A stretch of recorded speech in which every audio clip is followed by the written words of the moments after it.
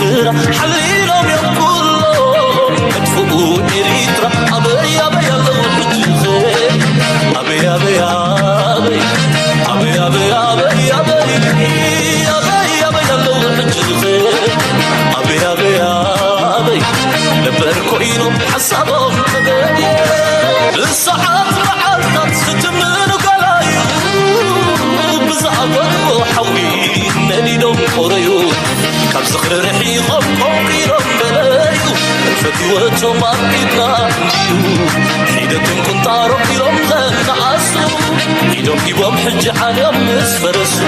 أبقيتنا يوزلو إلا والتواصل أبقيتنا يوزلو سرايو تفوزو الطايب والله الطايب نحنا زين غلو يلا انتم يلا نحنا زين غلو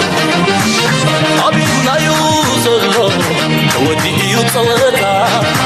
بريوز السعر كواج واج باي بايطا يبلالو جنا يبلالو مري سكتر عقلي قريب يوقوه أبقيتنا يوزلو إلا والتواصل أبقيتنا يوزلو سرايو نفوس الطايب والله الطايب نحنا زين غلو يلا انتم يلا نحنا زين غلو أبقيتنا يوزلو وسنو معتلو درت حيرك بزبلو لم تزدينا يوم ولا مساقلو أورينا مدر بايتاي صقر مالو نصنع حسبية عقلي تعمقيتنا حدا أطلال كرعاتنا أبيك يوزلو أبيك بصلاة أبيك يفوت صحيح أبيك يوزلو أبيك بصلاة عقلي لم يفوت صحيح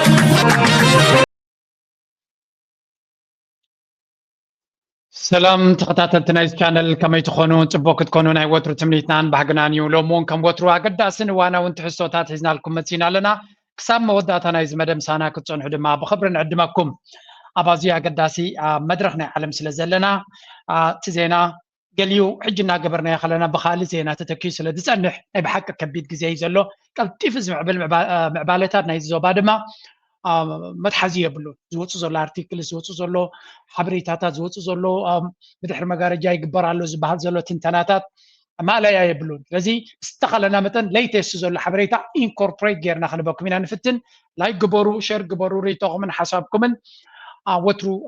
زغد لنا ونا بكومنت سكشن غدفو دغفناكم قداسيو محغاز دما نزز قبر زلو صاري وساني كاونت لذي let's start with this one now. Ethiopia and Red Sea. Egypt's foreign minister Badr Abdel Ati told Al Arabiya that Red Sea governance belongs only to countries that border it. No landlocked state can join. He named Ethiopia directly. No role for landlocked countries in Africa, specifically Ethiopia, he said. Egypt is talking with Saudi Arabia about future rules. Both are main riparian states. They will manage the maritime corridor. They will ensure security and stability. Ethiopia wants direct sea access. PM Abiy Ahmed said. In late 2023, it is a matter of national survival. In early 2024, Ethiopia signed a memorandum of understanding with Somaliland. Somaliland is part of Somalia. The deal gave Ethiopia a naval base. In exchange, possible recognition. Somalia Badr Abdel ሕጂ እንታይና ንርኢ ዘለና መጀመርያ እዛ ዜና እዚኣ ኣብ ኢትዮጵያ ብፍላይ እዚ ካብ ሚኒስትር ጉዳያት ወፃኢ ናይ ግብፂ ሚኒስትር ፎሬን ሚኒስትር ማለት እዩ ባድር አብደላቲ ዝወፀ ዘረባ ኢትዮጵያ ኣብ ቀይሕ ባሕሪ ዘረባ የብላ ዝምልከታ ጉዳይ ኣይኮነን ኣጀንዳኹም ኣይኮነን ፀጥታ ናይ ቀይሕ ባሕሪ ነቶም ቀጥታ ኣብቲ ቀይሕ ባሕሪ ዝወፁ ሃገራት ዝምልከት እዩ ኢሉ መግለፂ ውፅኢ ነይሩ እዛ ዘረባ እዚኣ ጨርቆንኩም ዝድርብያ ጌራት ክንደይ ኣርቲክል ወፅኡ ሎ ብዛዕቡ ድሓን ከነተሓዞ ምንታን ከም ነጋህ እንዳለኸ ይመስል ኣብ ዝስምዑ Egypt's arrogance on the Red Sea and Ethiopia's defiant response. In a statement dripping with hubris, Egypt's foreign minister Badr Abdulati declared that Ethiopia will remain landlocked until Judgment Day, insisting that Red Sea governance is the exclusive domain of coastal states like Egypt and Saudi Arabia. But behind this divine decree lies unmistakably anxiety. Cairo's attempt to rewrite geography as theology and diplomacy as divine will. For Ethiopia, this is not just an insult, it's a symptom of Egypt's deep-seated fear of a rising, self-reliant neighbor reclaiming its rightful place in regional affairs. In a provocative interview with Al Arabiya, Egypt's top diplomat Badr Abdulati claimed that geography is a divine decree that condemns Ethiopia to perpetual landlocked states forever. Exactly. እዛ ዘረባ እዚኣ ናይ ብሓቂ ጨርቆም ዘደርብየቶም ጉዳያ ብሓፈሻ ባድር ኣብደላቲ ዝበሎ ዝብል ዘለው ኣብ ምስ አልዓረቢያ ትበሃል ጋዜጣ ኣብ ዝገበሮ ኢንተርቪው ማለት እዩ ጂኦግራፊ ናይ ተፈጥሮ ሕጊ ስለ ዝኾነ ኢትዮጵያ ሎሚ ጥራይ ኮነትን ላንድ ሎክድ ወይ ከዓ ኣብ ደገ ባሕሪ ዘይብላ ክትከውን ክሳብ መወዳእታ ዓለም ክሳብ ምጽአተ ኣምላኽ ክሳብ ዓለምና ትውዳእ ኢትዮጵያ ኣብ ደገ ባሕሪ ክህልዋ ኣይኮነን ምክንያቱ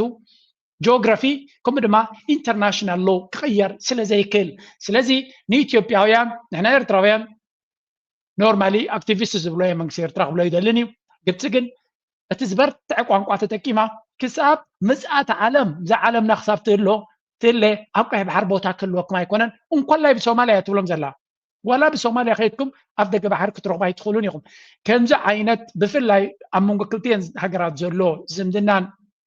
ምስሓሓብን ኣብ ግምት ኢኻ እዚ ዘረባ እዚ ኣብ ኣዲስ ኣበባ ከምኡ ድማ ነቲ ኢሊት ናይ ኢትዮጵያ ጨርቁ ከም ዝድርቢ ገይርዎ ዘሎ ስለምንታይ ዳርጋ ልክዕ ከምዚ እንታይ መኽብለኩም ናይ መደብ ህፃናት ዓይነት ስምዒታዊ ንብዓት ዝተሓወሶ ዝመስል ንሕና ግድን ኣብ ደገ ባሕሪ ክንረክብ ኣለና ዝብል ኣጀንዳ ኢና ንርኢ ዘለና ግን ብከምዚ ብስምዒት ስለ ዝበኸኻ ወይ እውን ስለ ዝሃደድካ ዝመፅእ ነገርካ የለን እጂ እንታይ እዮም ዝብሉ ዘለዉ እሶም ንሕና ኣብ ቀይ ባሕሪ ይምልከተና እዩ ኣብ ቀይ ባሕሪ ታሪክ ኣለና ክንሰምዖ ኢና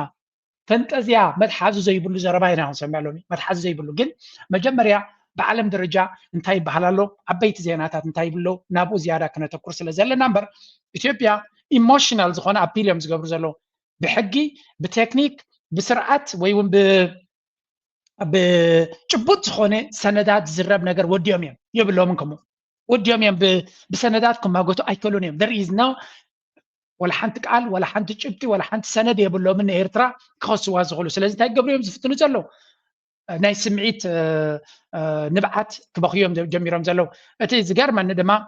ኣብ ዝሓለፈ እውን ሂበኩም ነይረ እዞም ሰባት እዚኣቶም ኣብ ናይ መወዳእታ ደረጃ ኣቕሊ ፅበት በፂሖም ስለ ዘለዉ ካብ ሕጂ ክገብርዎ ዝኽእሉ ከመይ ጌርካ ነቲ ህዝቢ ኣንጻር ኤርትራ ተለዓዕሎ ከመይ ጌርካ ነቲ ህዝቢ ናብ ኤርትራ ገፁ ሕማቅ ስምዒት ከም ዝህልዎ ቅድሚ ሕጂ ናቱ ዘይነበረ ነገራት እናለዋመድካ ነዚያ ስምዖ ድሃን እንታይ ይብልኩም ዘሎ ክርዳእኩም እና ሉዓላዊነት እንደዚሁም ለባህር በር ሲባል መስዋዕት የከፈሉ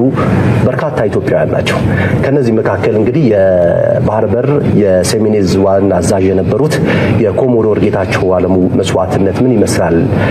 የሚለው ጉዳይ ላይ ለመጀመሪያ ጊዜ እንግዲህ ከኢትዮጵያ ብሮድካስቲንግ ኮርፖሬሽን ላይ ከቤተሰቦቻቸው ጋር ቆይታ አድርገናል። እሱን ቆይታ ተከታትለን ስንመለስ ወደ ርዕሰ ጉዳያችን እናመራለን። ተወደዳችሁ ተመልካቾቻችን የታደረ የምንመለስ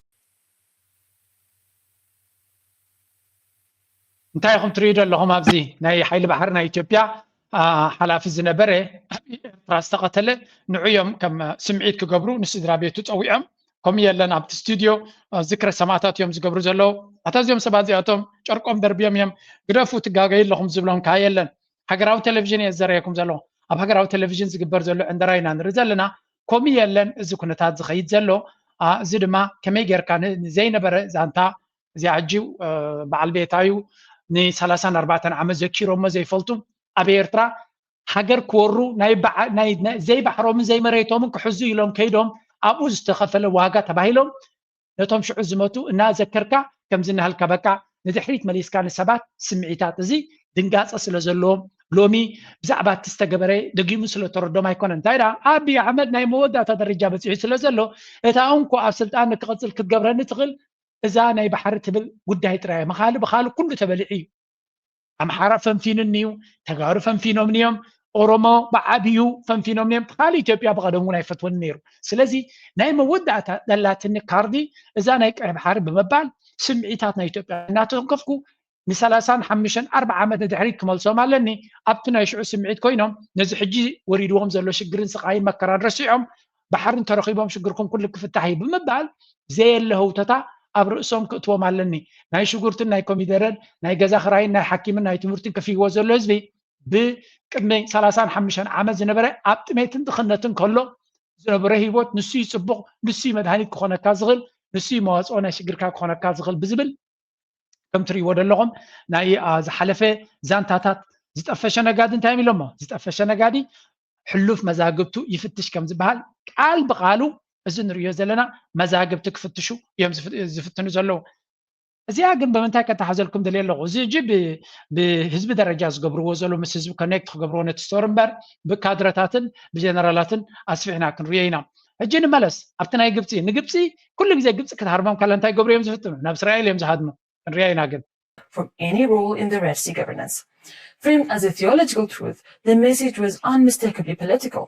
Egypt and Saudi Arabia, he said, alone bear the primary responsibility for the Red Sea's administration. But this statement reveals more than it asserts. It exposes Cairo's enduring fixation on monopolizing regional influence from the Nile to the Red Sea and its sphere, he said.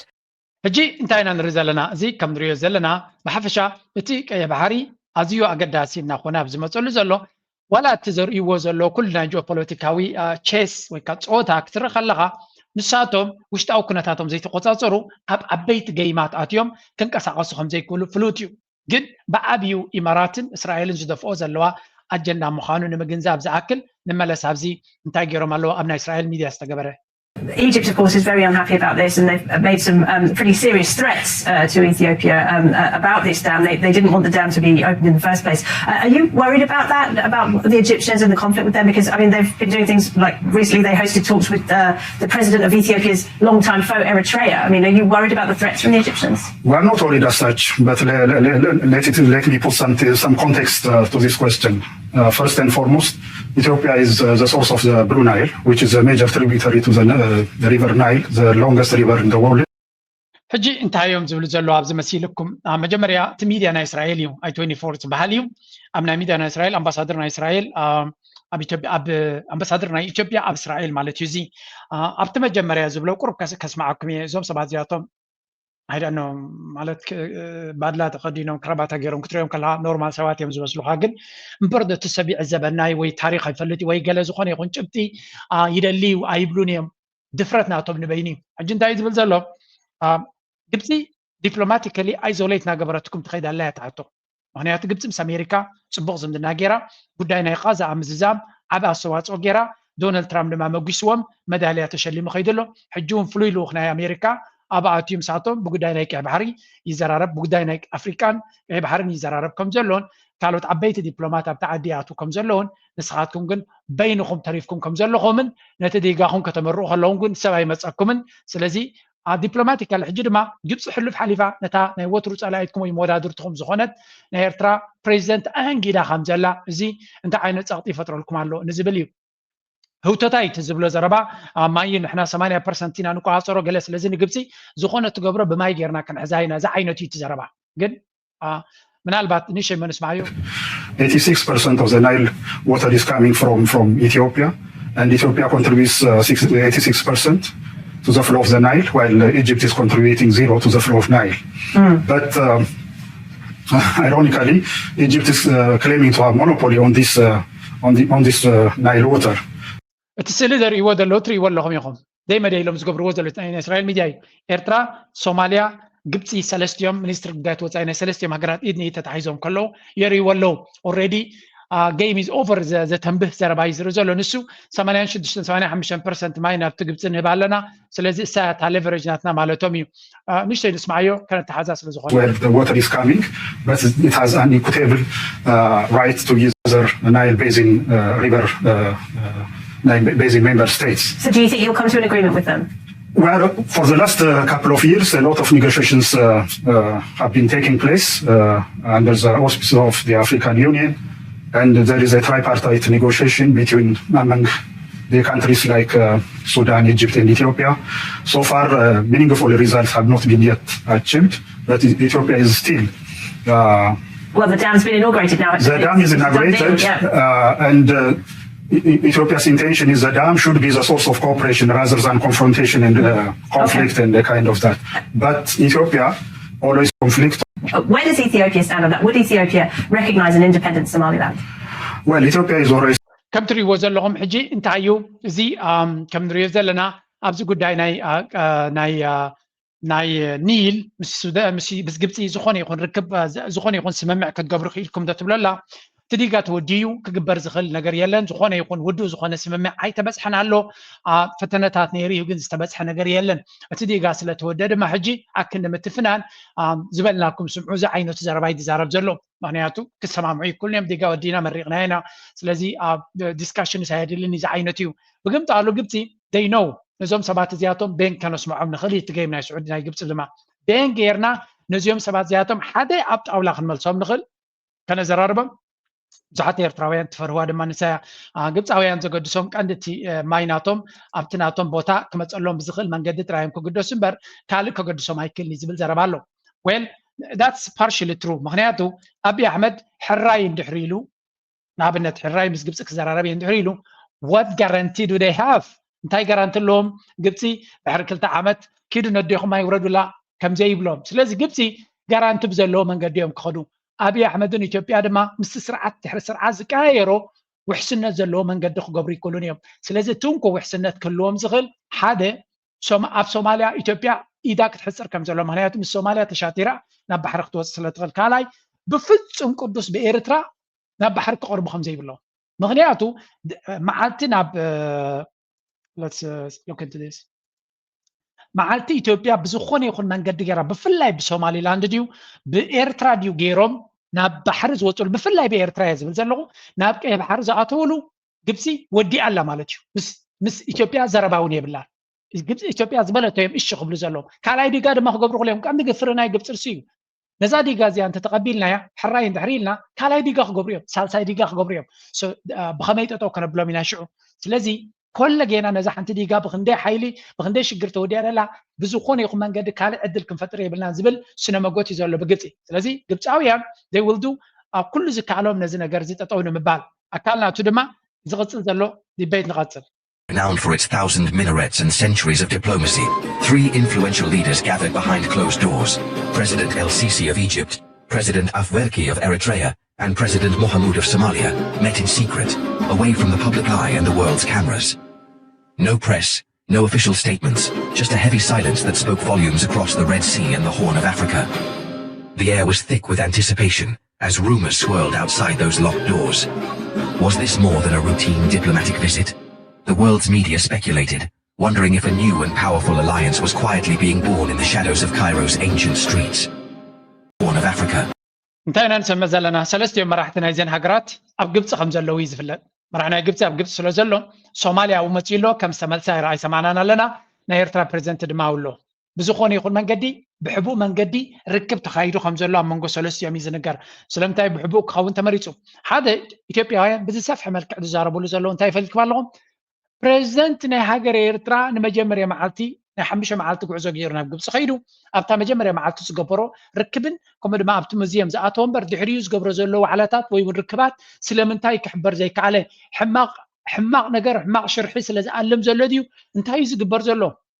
رسني جيرو لهم زلو دارقا بزويد ووت زلو بزعبو سلزي بالصوماليا دما أبعزو واخيبا سلست يوم تراخيبهم كم زلو نتسلو ساو كيدان زبهال كم بحدش كحدسوا خمس غلو زقال حبريتاي وتسالو and I mean seriously ናይ ሶማልያ ብመጽ ይኸሎ ናይ ኤርትራ ብመጽ ይኸሎ ግብጽ ድማ ነዚ ዕድል እዚ ከይተጠቐመት ንሰለስቲአን ሃገራት ድማ ተገድሳ ስቕኢላ ክትሕልፎ ከምዘይ ትኽእል ኩሉ ሰብ ፈሊጡ ኣሎ ዳርጋ ኩሉ ነቲ ኩነታት ዝከታተል ሰለስቲኦም ክራኸቡ ከም ዝኽእሉን ዲል ነቲ ዝነበሮም ዲል ከትርሩ ከም ዝኽእሉን ሶማልያ ግን ብወቅዕ ክኾነላ ይትደልን እያ ስለምንታይ ሶማልያ ኣብ ከቢድ ብድሆ ስለ ዘላ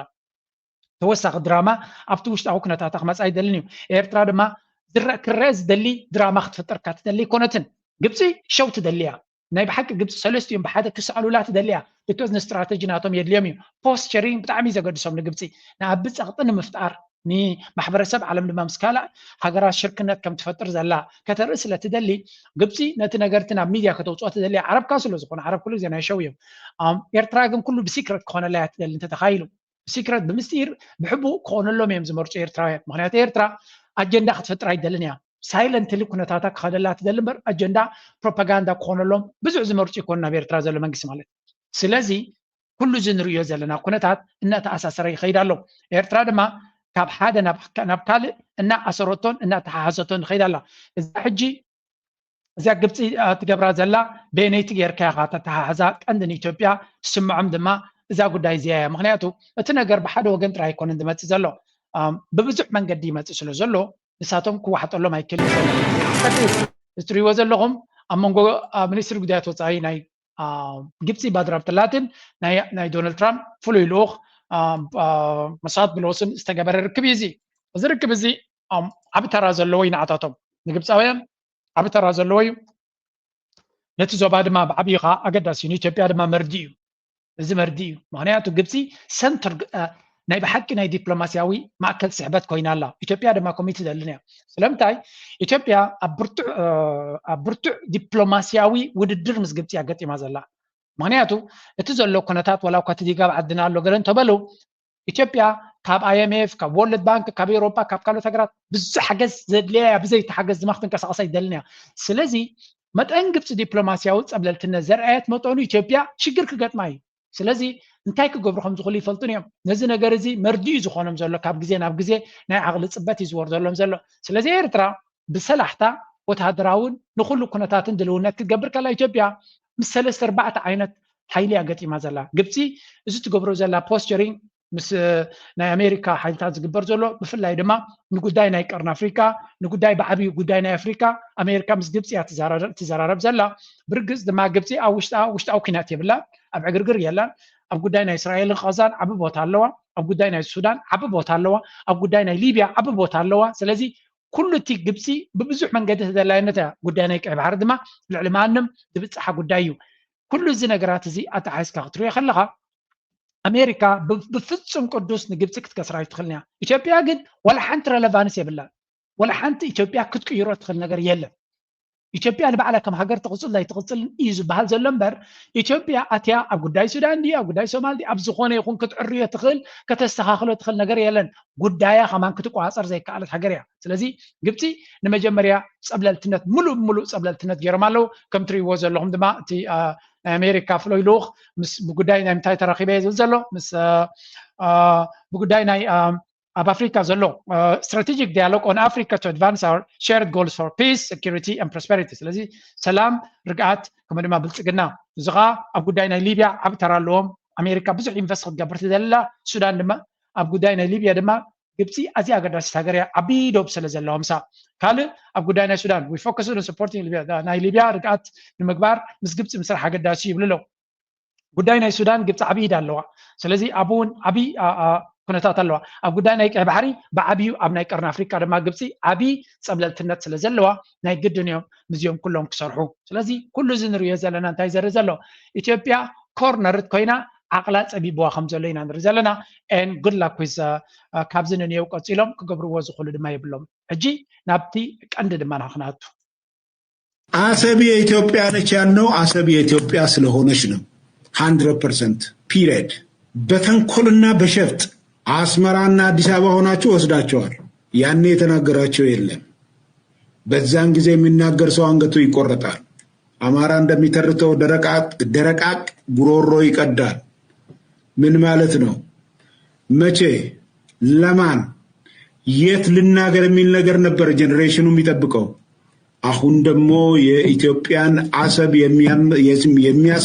የሚያስመልስ ጄኔሬሽን ነው ያለው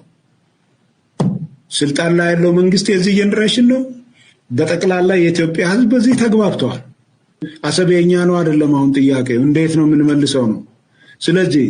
አዎ በጉልበት ነው የወሰዳችሁት በጉልበት የወሰዳችሁትን በጉልበት ይመለሳል ክፉ ከመጣ ነገር ግን በጉልበት ለመመለስ አንሄድም ይልቁንስ ወደ ጉልበት ከሚከድ ብንተባበር የኤርትራ ያ ክቡር ህዝብ አንድ ማይንቀሳቀስ በአሮጌ ትሪወለኹም እዚ ኣብ መወዳእታ ደረጃ ከም ተበፅሐ በዚኻ ትፈልጥ the game is really hot so pretty much እዚኦም ሰባት እዚኣቶም ናይ መወዳእታ ኣብ ናይ መወዳእታ ደረጃ ቅላዕ በፂሖም ከም ዘሎ በዚኻ ትርኢ ዓሰብ ናትና እዩ ነይሩ ብግልፂ ብሓይሊ ኢኹም ወሲድኩሞ ስለዚ ኣድላይ እንተኮይኑ ብሓይሊ ክመልሶ ኢና እዩ ዝብል ዘሎ መን ኢኹም ዝብል ዘሎ ኣታመኒኩም ዝብል ዘሎ በጃኹም ጽቡቅ ጌርኩም ንገሩኒ እዚ ሓደ ካብቶም ብዛዕባ ኤርትራ ሕማቅ ክዛረብ ዘይግብኦ ሰብ እዩ ኣብ ጉዳይ ናይ ኤርትራ ኢዱ ክእቱ ዘይግብኦ ሰብ እዩ ነይሩ ባጫ ደበለዲ ወላ መን እዮም ዝብልዎ I don't know ጀነራላት እዮም ካብ ዝበሃሉ ኣነ ንዓይ ምሩኽ እዚ ህዝባዊ ግንባር ለዋህ ስለ ዝኾነ ኣብ ልዑ ኣስትዩ ሳዕስዒት ምሂሩ ኣደላዲሉ ፖለቲካ ሰልጢኑ መሊስዎ ስለምንታይ ጀነራል ገይሮሞ of course ምስ ሻዕብያ ስለ ሰልጠነ ሻዕብያ ሒዞም ስለ ዝኸባኸብዎ ሳዕስዒትን ፖለቲካን ስለ ዝመሃርዎ ወተሃደራዊ ድማ ካብ ሞት ስለ ዝደሓነ ካብ ሓያል ቅልጽም ናይ ሻዕብያ ስለ ዝደሓነ እንታይ ገይሮሞ ጀነራል ገይሮሞ ዝብሎ ዘሎ ዘረባ ግን መግለጺ ዘይብሉ እንታይ ዝብል ዘሎ ኢትዮጵያ ውግእ ኣይትደልን እያ ግን እንድሕሪ ብግቡእ ተደይ ተዋሂብዋ ሓሰብ ማለት እዩ ብሓሰብ ኢኻ ንጹር ዘረብ ዘሎ ስቂልና ክንከይድ ኣይንኽእል ኢና እዚ ስጉምቲ ክወስዱ ከም ዝደልዩ ዘለዉ ስቶፕ ድሓን ክንሰማዕ ኮይኑ ፅምዶ ግደፍዎ እዩ ዝብል ፅምዶ ማለት ኣዋጅ ናይ ኩናት ገይሩ ዝወስዶ ዘሎ ልኡላውነት ናይ ኤርትራ ከም ሕሱም እዩ ልኡላውነት ናይ ኤርትራ ኣይግድሰናን እዩ ምክንያቱ ኤርትራ ልኡላውነት ናይ ኢትዮጵያ ትጥሕስ ስለ ዘላ ዝብል ዘረባ እዩ ዘሎ ምናልባት ንሱ ፅቡቅ ጌርና ክነስማዓኩም እዚኦም ሰባት እዚኣቶም ኣብ ከመይ ደረጃ በፂሖም ከም ዘለዉ ንክንፈልጥ ኢለ ስምዑ ኣብዚ ካልእ ቪድዮ ቆሪፀ ነይሩ ጉልበት ነው የወሰዳችሁት በጉልበት የወሰዳችሁትን በጉልበት ይመለሳል ክፉ ከመጣ ኤርትራ ከኢትዮጵያ መንግስት በኢትዮጵያ መንግስት ቅኝ ተገዝቻለሁ ነው የሚሉት ቅኝ ተገዝተናል የሚሉት ከሆነ ኢትዮጵያ ቅኝ ከገዛቻቸው ኢትዮጵያ ደግሞ እነዚህን በሙሉ አካባቢዋን በተለይም በደርግ ጊዜ በሙሉ አደረጃጀት አለው ቴሪቶሪያል ኦርጋናይዜሽኑ ማለት ነው ደን በዚህ ቴሪቶሪያል ኦርጋናይዜሽን ኢትዮጵያ 5 ራስ ገዞች ነበሯት ኤርትራ አንድ ራስ ገዝ ናት ትግራይ አንድ ራስ ገዝ ነው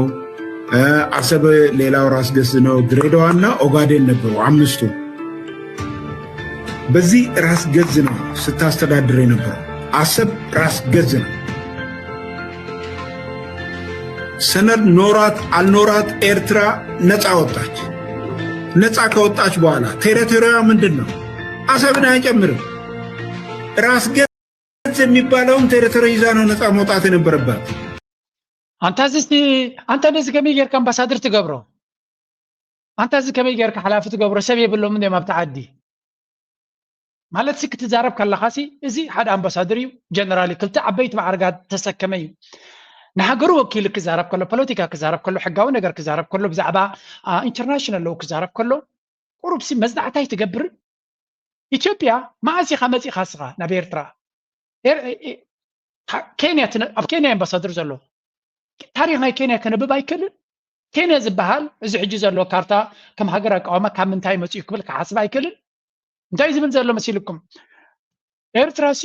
ኤርትራውያን ኢትዮጵያ ገዚኣትና እዮም ዝብሉ እስኪ ሕራይ ደሓን በቲ ዝበልዎ ንውሰዶ ተገዚኦም ንበሎ ኢትዮጵያ ደርጊ ክገዝኦም ከሎ ግን ኣብ 5 ዞባታት ወላ ኣብ 95 ዞባታት መቂሉ እዩ ዘመሓድር ነይሩ ዓሰብ ድማ ናይ ነፍሲ ዞባ ገይርዎ ነይሩ ኤርትራ ዝበሃል ድማ ነይሩ ስለዚ ኤርትራ ናፅነቱ ክረክብ ከሎ ኤርትራ ሒዙ ዝኸይድ እምበር ዓሰብ ክወስድ የብሉን ኣታ ከመይ ዝበሎ ርእሲ ድንሽ እዚ እምበር ዘጥዕና ኣለዎም እዩ እዚኦም እንታይ ዝብል ዘሎ መሲልኩም ማለት ብፍጹም ናይ ታሪክ ኣፍልጦ ዘይብሎም ማለት ነዚኣቶም እኳ ሓደ ግዜ ኤርትራ ኣነ ነዚኣ ስለምንታይ ገይሮማ ኢለ ይሓርቕ ነይረ ሓደ ግዜ ግን ሓደ ግዜ ክሓቆም እዮም ኣብ ዝረአዩ እንታይ ገይሮሞ መስለኩም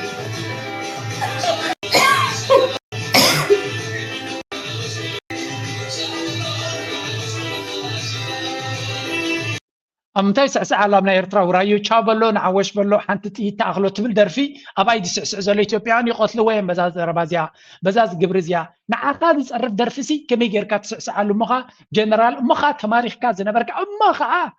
بتكون هات عقاب غد استنكفكاسي كم يجرك أكمل تسعسع لهم عاتين تدرر درفس جبر وقت وانت جزي سلام كلهم جرمه أنا قابل زحي قيام نيريزس زباس كون خدي لهم نيرم جن بتقين بتي شابلو نعوش بلو حنت تأخلو تبل درفنا يسورا زنبرتيا بعدي أتي أباس عسعين بر بخصادو ووتيتو زوتويلن كم بحدش تمليسنا كريو خلنا جن أبز تمليسنا كريو خلنا نتي تاريخ أو سنة دما نت باي ذا واي بتوم ناتو بروباغانديست تاكارتا هذا كيوم لا دلو تريلو أب هجراو تلفزيون هيتعدي إثيوبيان تي في زبل إذا كارتا زيا تتكيمهم زعوا بحرنا يزارب له هاي مالتيو نتعصب زبل بمولو نتدوباو بحري اليوم مش إثيوبيا حويسهم مالتيو إذا نفس زغالة جبني زقم انتهي ممكن بلينا حق عالم رقيسو زخيزة لسرعاتنا نرزا لنا حق عالم رقيسو زخيزة لسرعات الجرمة حلف حليفو مجمريا إيرترا let me give him some history lesson هاجراتنا أفريقيا أقاو ماناتن دحرنا برلين كونفرنس ويكا مجزأتنا أوروباويا ندمت and this is pretty much true everywhere in Africa Egypt Sudan Djibouti Somalia كينيا يوغندا كل التريتوريال بوردر ناتهم جزاء تاودو بناتهم وصيت ناي مجزأة أوروباوياني انت زي اللي حدا قانقوا تزارب اب تنزانيان اب كينيا زلو بدب كمغاغلا يقبوني نيرو وي ون اتبرونا زبحال زلو كبل بنا كينيا اورومو تزارب زلو بعادو كوني زقبهم كلل صوماليا اوغادين زبحالنا بصوماليا كخيدي زقبهم because قانقوام هايمانوتهم everything is the same so what is he doing مثل إثيوبيا مغنياتو مجزأتنا أوروباويان زفطرو سلزخوني now أبتناتو سينما قوت كنملس انتهي زبل زلو إيرترا أبتحت مجزأتنا إيطاليان نسوس عمت كاب عصب نزا كارتانا إيرترا حجزالا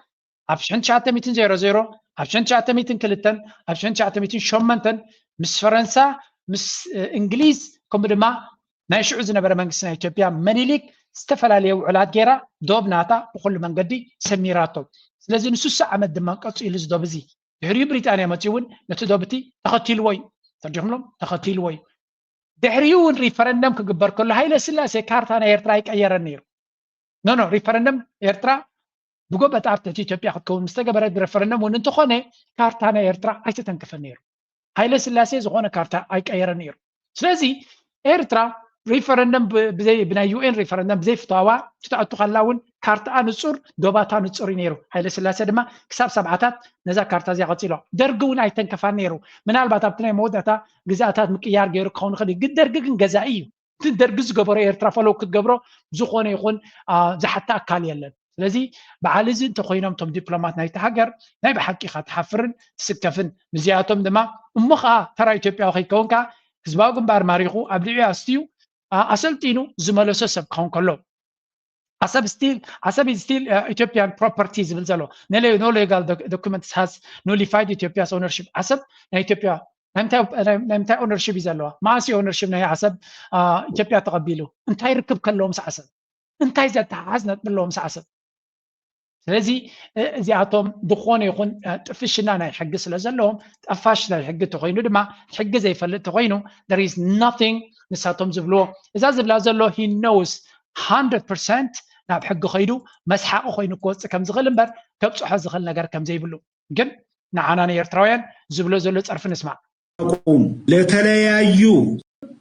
አድርጎ ማቆየት አይችልም ነበር ከኢትዮጵያ የምትመስል አገር ውስጥ አጭቆ ያ ሙዚየም ጎብኚ የሌለው አድርጎ ማቆየት አይችልም ነበር ከኢትዮጵያ ዳር ድንበር እጅህን አውጣ ጽምዶን አቁም ለተለያዩ ጽንፈኞች የምታደርገውን ድጋፍ አቁም ይሄን አላቆም it is a matter of time ማንም ራሱን ይከላከላል እንዴት እንደምንዋጋ ኤርትራኖች ያቁናል በደንብ አድርገው ያቁናል አሰብ የኢትዮጵያ ነው ማለት ሉዓላዊነት መዳፈር ነው ይላሉ የኤርትራ መንግስት እንዴ ኤርትራ መንግስት እኮ አንድ ጥያቄ ልጠይቃቸው እናንተ የኤርትራን ሉዓላዊነት እየጠበቃችሁ ነው እርግጠኛ ናችሁ የሰው አፍንጫ የመታ አፍንጫዬን አትምታ አለ እንዴ እስኪ እናንሳ ኢትዮጵያ ውስጥ ገብታችሁ ስታበቁ እንዴ ኢትዮጵያ እኮ ምንም አላለችም እባካችሁ እጃችሁን አውጡ ነው جنتاي زبل زلو ناي بحق زسب زي قلصم ناي حيل ناي وتهدرا عقم ناي إثيوبيا إرتراوين فلطوا يوميلو yes you're right we know it نعرف الله يفلطوا أب صورات رادي يكونوا زي فلطوها أب كينات ناي عصب زبل كاي ونش بقرين فلطوا فج نت بالقال تذكرادو زبلو يزل زلو نمني زارب زلو إرترا ناي سمعون يميلودي بحفشة انتاي زبل زلو إرترا دخلنت زدكعة أبتعتمر حنت ناي هزبها قنبار ويو ناي شعبية زبي إرترا زيو كم زدخين كم زي تعامون كم دما نبزع بعسب كن زارب كلنا لولاونت ناي إرترا متفاري لو يزارب منكسي إرترا سقوم كي لولاونت ناتكم تخبر لغم مالديو أو قدايناتنا ناتهم سقوم دون ناقبركم سقوم دون مالتنا عطاتهم لولاونت ناي متفاري غيرهم وسيدهم مزلو مجمريا بزعبا سقوم دوك تزارب كلها مس حزب تግራይ መስመራሕትና ትግራይ ክትዛረብ ዘላ ከም ኤርትራ ይኮን ካንዛረብ ኤርትራ ሃገርያ ዝጎረባብ ትዝብናታ ድማ ጽምዶ ክትገብር ንቡር እዩ ዝኽልክላ አካል የለን ከምቲ ንስኻት ዕንድሮ ዘለኻ ኸማን ብብረትን ብወታደራዊ ሓይልን ኣይኮን ሰላም ናይ ህዝቢ ዝዋሓዝ ዘሎ ህዝቢ ትግራይ ድማ ጎረቤት ናይ ስለ ዝበለ ትግራይ ድማ ዋላ እኳ አካል ናይ ፌደራል ተኾነት ብውዕል ፕሪቶሪያ መጠን ትግራይ ኣውቶኖመስ ዓዲ እዩ ከም ድሌቱ ክኸይድ ዝኽእል እዩ ምክንያቱ እታ ውዕል ፕሪቶሪያ ተተግቢራ ክሳብ ትውዳእ ትግራይ ነፍሱ ዝኻለ ሓይለ ከም ዝኾነ ጽቡቅ ገይሩ ይድፈል በዚ ኮይኑ በቲ እቲ ጽምዶ ክንድምንታይ ራዕዲ ኢሎም ከም ዘሎ ኢና ንርኢ ዘለና ካልእ እዚ ከምዚ ኢሉ እናሃለዎ ከሎ ንሳድሱ ብዙሕ ንኤርትራ ክዝንጥል እዩ ዝውዕል ዘሎ ስለምንታይ ከምኡ ኮንፊደንት ኮይኑ ይፀርፍ ኣሎ ኬንያ ስለ ዘሎ ኣብ ኬንያ ኮይኑ ክማረኽ ስለ ዘይክእል ወላ እውን ስርዓት ኣብ ኣዲስ ኣበባ ዘሎ እንተወደቐ ንዑ ክትንክፎ ዝኽእል ከም ዘይኮነ ስለ ዝፈልጥ እዩ ትሽጣራ ድማ ርዱ እዩ ካልእ ካብዚ ቀፂሎም በዓሎም ዝብልዎ ዘለው ስምዑ ላይ ኣብዚ ኤርትራ በምጽዋ ጦር መሳሪያ እያስገባች ነው የሚሉ መረጃዎች በሰፊ መውጣት ጀምረዋል። ሁለት የጭነት ወይም ካርጎ ማጓጓዣ አውሮፕላኖች ወደ ኤርትራ ምጽዋ አየር ማረፊያ ከህዳር 1 2005 ጀምሮ መመላለሳቸው የሳተላይት ምስሎች ያሳያሉ። አይኤል 76 ቲዲ የሚባል የጭነት አውሮፕላን ከሌላ ትንሽ አውሮፕላን ጋር ምናልባትም ሲ-130 የሚባል አነስተኛ ካርጎ ጋር ምጽዋ አርፈዋል። ሁለቱም የዕቃ ማጓጓዣ አውሮፕላኖች ኢሳያስ አፈወርቂ ወደ ግብጽ ካቀኑበት ቀን ጀምሮ ለሁለት ቀን ያክል ከአየር ማረፊያ ጠፍተው የነበረ ሲሆን ኤርትራ በምጽዋ ጦር መሳሪያ እያስገባች ታይም ዝብሉ ዘለው ናብ ኤርትራ ብዙሕ ኣጽዋር ወይ ካብ ወታደራዊ ኣጽዋራት ካብ ግብፂ ይንቀሳቐስ ከም ዘሎ እዮም ዝብሉ ዘሎ ግርም ጥራይና ንብል ሓቂ እንተኾነ ግርም ሓሶት ተኾነ ንዓኹም ይርብሽ በዓልኹም ኢኹም ተውፅዎ ዘለኹም ስለዚ ካብ ፕሬዚደንት ኤርትራ ናብ ግብፂ ዝኸይድ ብዙሕ ምንቅስቃሳት ናይ ነፈርቲ ኣብ ኤርፖርት ናይ ምጽዋዕ ይካየድ ከም ዘሎ two cargo aircrafts were observed via satellite at Massawa port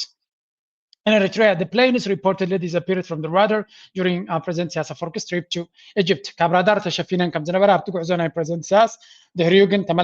ተመሊሰን ኣብቲ ራዳር ክረኣያ ከም ዝኸኣለን Egypt Eritrea military cooperation ኣብ መንጎ ክልቲኦም ድማ military cooperation ከም ዘሎ Egypt and Eritrea have been exploring military and intelligence sharing agreement amid rising regional tensions. ስለዚ ወታደራውን ስለያውን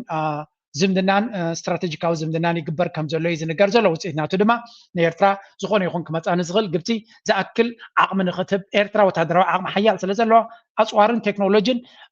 ድሮናት ድዩ ካልእ መሳርሒታት ንኤርትራ ክትውስኻላ ትኽእል እያ ምክንያቱ ግብፂ ብኤርትራ ክትተኣማመን ትኽእል ሃገር እያ ጥራይ እንታይ እዩ ግብፂ ኣዝዩ ምዕቡል ዝኾነ ቴክኖሎጂ ዘለዎ ስለ ዝኾነ ዓቕምናቱ ናይቲ ወታደራዊ ዓቕምናቶም ንኤርትራ ንሱ እንተሂብዋ ኣብዪ ኣሕመድ ንክገብሮ ዝኽእል ቼክ ክትገብሮ ትኽእል ሃገር ምዃና ፅቡቅ ገይሮም ይተኣማመኑ እዮም that's why ንኤርትራ ብዙሕ ግዜ ሕግብግብ ዝብሉ ዘለዉ ናብ ኤርትራ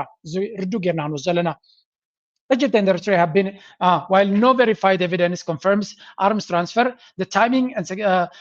secrecy of the flights have raised concerns. ولا كوا بنتصور استراين تزيل تمستيراونتن أكايدان بزح نجار نعوزة تنبيهو. انتهي قبل جميرة مالو إثيوبيا. أب سبعان شو عتنك سبعان شو منتن أب وجناي أوجادين جبتني سوماليا أسوار تبع كم زنا برد ذكري بالله إجبت أزلون جبت دما ني إثيوبيا أنا مدخام زخوني يقول نسأل إثيوبيا أنا محجاس قدامي أجندة سرحاني تبلا لا زد ما strategic outs روانات انتهي بالله حق أنت خينو جبتي support for Eritrea could signal a broader geopolitical alignment against Ethiopia. دحري جبت مسير إرترا تجبر زلا شركة نتات حق خينو عبي ناجو بوليتيكاوي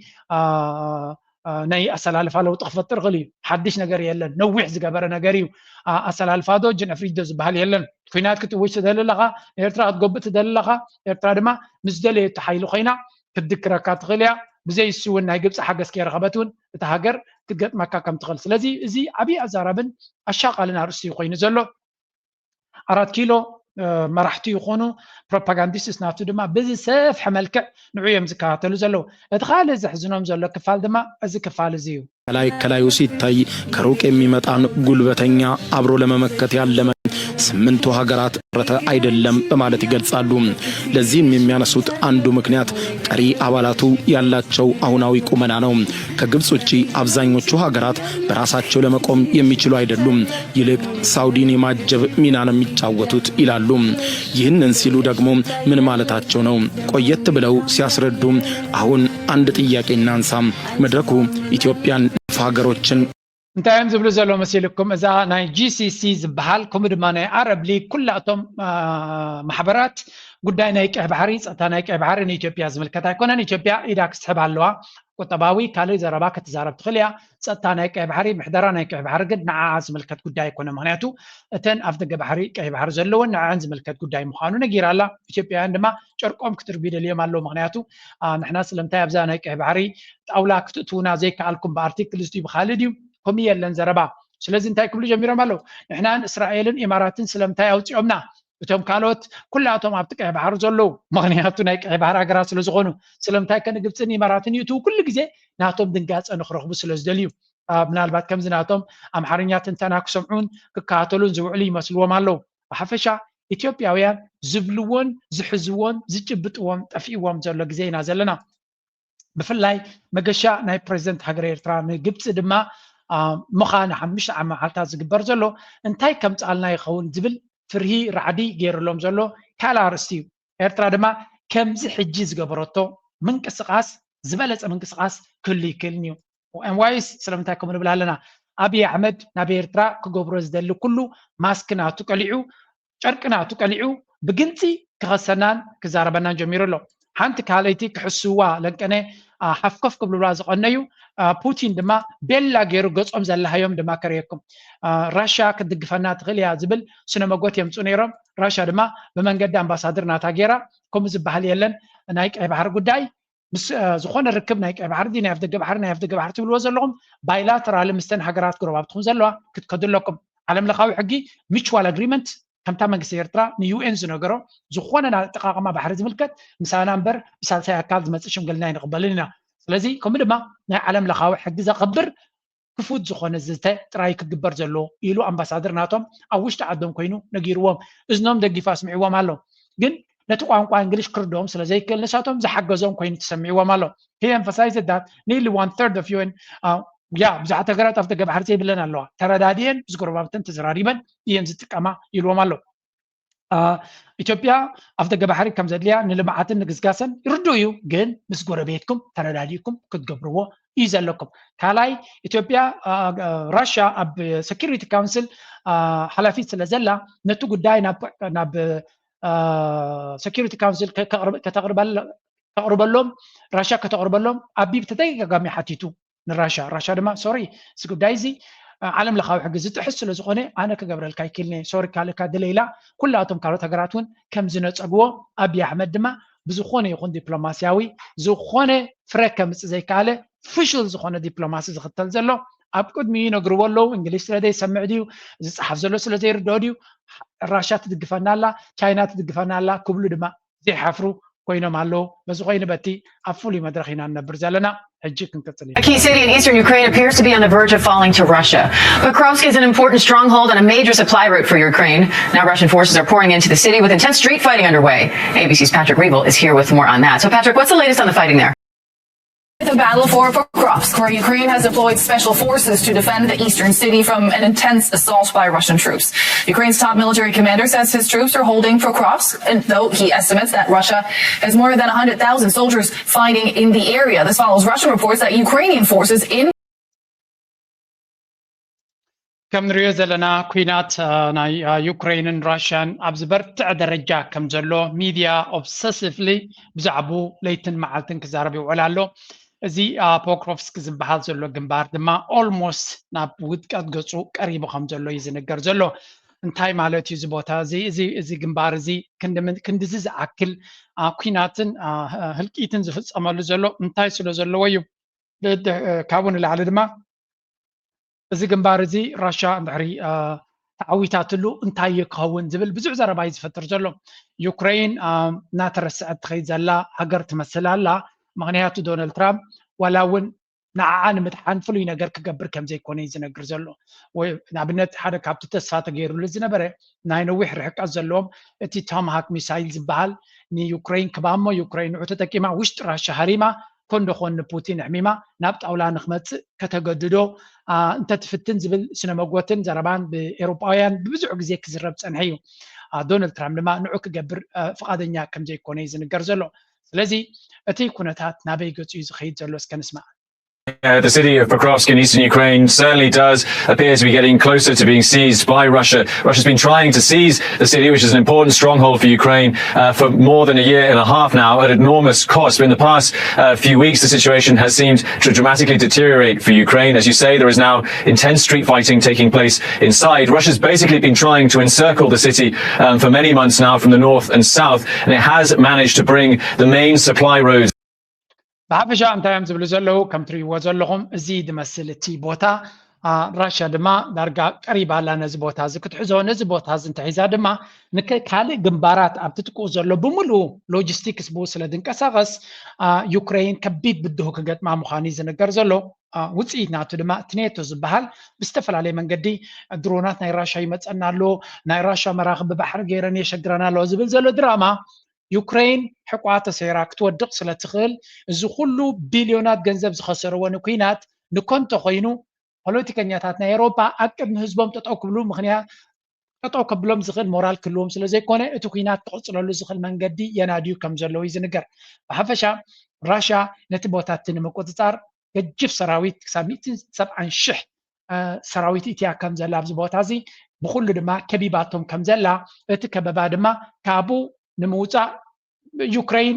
ክወፅእ ከም ዘይክእል እቶም ኣብኡ ዝጥበሱ ዘለዉ ሰራዊት ናይ ዩክሬን ድማ ብዘይ ዳርጋ ክሳብ መወዳእታ ተዋግኡ ስለተባህሉ ገጅፍ ዋጋ ይኸፍሉ ከም ዘለዎ እዩ ዝንገር ሚድ ግራይንደር ብልዎ እዚ ኩናት እዚ ናይ ብሓቂ ስጋ ሰብ ዝጠሓነሉ ሕማቅ ኩናት ምዃኑ እዩ ዝንገር ዘሎ ኩሉ ግዜ ዝደግሞ እዚ ኤሮጳውያን ኣዝዮም ዝሰልጠኑ ሕብረተሰብ ኣፍሪቃዊ ደንቆሮ ስቑኢሉ ዝቃተል ጨካን ገለገለ ገይሮም እዮም ንኣፍሪቃዊ ኣብ ፊልምታት ናቶምን ኣብ ካልእ ስቶሪ ናቶም ገይሮሞ ጭካነ ግን ቦቱ ሓደ ቦታ እዩ ኣብ ዓለም ኣብ ታሪክ ተመሊስካ እንተሪኢኻ ጭካነ ቦቱ ኤሮጳ እዩ ቁፅሪ ሓደ ጨካን ከም ሕሱም ዝቃተል ህልቂት ዝበዝሐ ቅትለት ዝፈፅማ ንሓት ሕዱር ህዝቢ ዘህለቐ እንተሎ ኤሮጳዊ ኣብ ኤሮጳ ድማ ቀዳማይን ካልኣይን ኩናት ዓለም ጥራይ ክንምንታይ ሰብ ተኸቲሉ ማንም ሰብ ኣይመፅኦም ናው ንሓት ሕዶም እዮም ኣፍሪቃዊ መፀን ብሓይሊ ተወሲዱ ናብቲ ኩናት ዝወሰድዎ ነይርኸውን እዩ ብዛዕበየ ግን ኤሮጳ እዩ ሓደ ኩናት ዘይኮነ ቀዳማይ ኩናት ዓለም ቅድሚኡ እውን ኩናት ነይሮም ናይ ሓደ ክንደይ ዓመታት ናይ ኩናት ዘበን ነይሩ ኩሉ ግዜ ኩናት ምስ ኣለወ ኤሮጳ ነይሩ እዘን ዝሓለፋ ድሕሪ ካልኣይ ኩናት ዓለም ምስ ወገፉ ኩሉ ነገር ምስ ወዱ ድሕሪኡ ሰላም ምስ ገበሩ ኩናት ዘይፈልጡ በቃ ናይ መልኣኽ ዓሌት ከም ዝኾኑ ገይሮም ክሸጥዎ ዝፈተኑ ስእሊ ናይ ኤሮጳውያን ስእሊ ይኮነ ኤሮጳውያን ውግን ወረ ውግን ምቅታልን ጥራይ ታሪክ ናቱ go read their books their history እዚ ኩናት ቀንዲ ናይ ኩናት ህዝቢ እንተኮይነ ኤሮጳ እዩ እዚ ድማ ኣብቲ ናቶም ጀነቲክ ስለ ዝላብ ታሪክ ናቶም ተሰነደ ስለ ዝኾነ ገንፊሉ ተመሊፁ ኣሎ ከምዚ ሕጂ ንሪኦ ዘለና እውን እንተኾነ እዚ ኩናት እዚ ቀደም ክውዳእ ዝግባእ እዩ ነይሩ ማንም ሰብ ቀደም ክውድኦም ካለ ነይሩ ምክንያቱ ውፅኢት የብሉ እቲ ኩናት ንራሻ ክስዕራ ይትኽእልኒ ኢኻ ብፍፁም ክስዕራ እውን ዘይግባእ እዩ ንኤሮጳዊ ናይ ዋፅን እዩ ስለዚ ክስዕራ ዘይትኽእል ተኮይንካ ድሌታታ ዘይተማልኣ ኣላ ድሌታት ናታ ድማ ዩክሬን ኣነ ኣብ ኔቶ ኣያቱን እየን ድሕሪ ኢላቱ ኩናት ክውዳእ እዩ ነዚኣ ድማ ክገብሩ ይደልን እዮም ስለዚ ኩሉ እዚ ህልቂት ኣብ ምንታይ እንድሕሪ ኢልካዮ ኣብ መወዳእታ ናቶም ስትራቴጂካዊ ኣጀንዳታት ዝፈጥሮ ዘሎ እዩ ግዳይ ናይቲ ስትራቴጂ ኮይኑ ዝመውት ዘሎ ህዝብን መንእሰይን ድማ ቀሊል ኣይኮነን ኣሜሪካ ግን ከመይ ገይሮም ኤግዚት ገይሮም ትርእይዎም ኣለኹም He's not really considering sending US Tomahawk missiles to Ukraine. His comments follow repeated attempts by Ukrainian President Volodymyr Zelensky to secure the long-range weapons and expand Kyiv's striking distance into Russia. The US president told reporters on Sunday there was no final straw for Russia's Vladimir Putin that would signal he's not ready to end the conflict. There's no final straw. ከምዚ ንሪኦ ዘለና ዶናልድ ትራምፕ እንታይ ይገብር ኣሎ ኣሜሪካውያን ናይ ብሓቂ ጎራሓት እዮም ነፍሶም ሲውፅዋ እዮም ዝኾነ ይኹን ነዚ ገጅፍ ሚሳይል ወይ ከዓ ነዊሕ ርሕቀት ክኸይድ ዝኽእል ንራሽያ ድማ ንፑቲን ከቆጥዕ ዝኽእል ሚሳይል ኣይህብን እየ ኢሉ መወሳኺ ገብር ነይሩ ሓፍኮፍ ክብል ፀኒሑ ዶናልድ ትራምፕ ኣይህብን እየ ንዩክሬን ክንባ ኣይኮናን ምክንያቱ ነዚ ሚሳይል እዚ ዩክሬን ክትኩስዎ ኣይክእሉን እዮም ንሕና ክንትኩሶ እንተጀሚርና ድማ ቀጥታ ኣብቲ ኩናት ኢድና እቲና ኣለና ማለት እዩ እቲ ኩናት ድማ ንሕና ናብ ቬኔዙዌላ ኩናት ክንገብር እንደለና ከምንት ኮይኑ ራሽያ ድማ ኣብ ክመፀና ይኽእል እዩ ስለዚ ንዓና ንባዕሉ ክንቋፅሮ ዘይንኽእል መንገዲ ክፍጠረልና ስለዝኽእል ኣቦ ጉዳይ ክናቶ ኣይንኽእል ኢና ብምባል ዶናልድ ትራምፕ ስክፍታ ዝበሃል የብሉን ኤግዚት ገይሩ ካብቲ ኩነታት ተኣልዩ ኣሎ ስለዚ እንታይ ዘርእየና ዘሎ ኣሜሪካ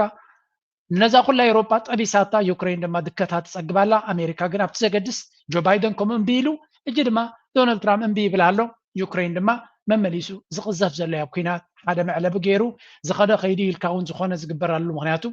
ነታ ተሪፋ ደላ ክትከስረሉ ትኽእል ኩነታት እናተረኣየ ከሎ የስ ንሃገርካ ክትወድቕ ንመሬትካ ክትወድቕ ንቡር እዩ ግን ኣብ ገለ ፖይንት ድማ ክርዳእካ ክኽእል ኣሎ ምክንያቱ እዚኦም ሰባት እዚኣቶም ኣብ ከመይ ዝበለ ሓደጋ ወዲቖም ኣሎ ኣብ ከመይ ዝበለ ሽግር ወዲቖም ኣሎ ክንዲ ዝተኣክል ተዋጊካ ብሕጂ ኸ እንታይ ስለ ደኣመንካ ኢኻ ትዛዓበየ ኣፅዋር ትዛዓበየ ሓይሊ እናተዋሃበካ ከሎ ዘይተዓወትካ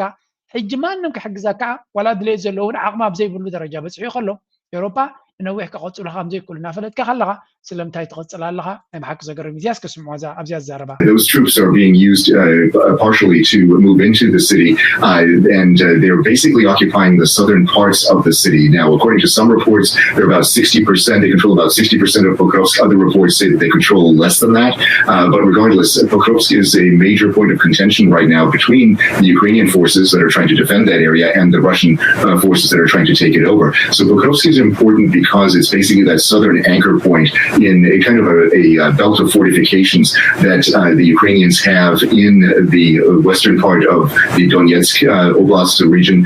that is still controlled by Ukraine. If Pokrovsk were to fall, it would not only impact Ukrainian supply lines, but it would also impact the ability of the Ukrainians to hold on to that part of the Donetsk Oblast. So that would Exactly. So እዚኣ እታ ዘረባ ትጀድ እዚ ፖክሮቭስክ ዝበሃል ከተማ ንሱ እንተወዲቑ ነቲ ካልእ ክፋል ናይ ዶንባስ ንምቁፅፃር ወይ እውን ንምድሓን ክግበር ዝኽእል መጥቃዕቲ ምክልኻል ናይ ዩክሬን እውን እንትኾነ ብዓብዩ ክስበር ከም ዝኾነ እዩ ዝንገር ዘሎ ስለዚ ንሪኦ ዘለና ኩነታት ኣዝዩ ከቢድን ሕማቕን ኩናት እዩ ዘሎ ወል እዚ ኩናት እዚ ሕማቕ እንድሕር ኢልካ ካልእ ኩናት ድማ ኣሜሪካ ናብኡ እያ ትዳሎ ዘላ that's why ንዩክሬን ጉሒፋ ናብቲ ካልእ ኩናት ትዳሎ ዘላሳ Plane. A Russian I-176 transport plane. It is a type of military transport aircraft. On Sunday, it landed in Caracas, the capital of Venezuela. And it was not an easy journey. The plane took 2 days to reach Venezuela from Russia, 2 whole days. And the path it took was also a long detour. Look at the countries it flew over. Armenia, Algeria, Morocco, Senegal, Mauritania. እዛ ነፋሪት ናይ ራሻ ካብ ራሻ ተበጊሳ ክልተ መዓልቲ ነዊሕ መንገድን ጥውይዋይ መንገድን ወሲዳ ናብ ካራካስ ቬኔዙዌላ ዝኸደት ነፋሪት እንታይ እያ ሒዛ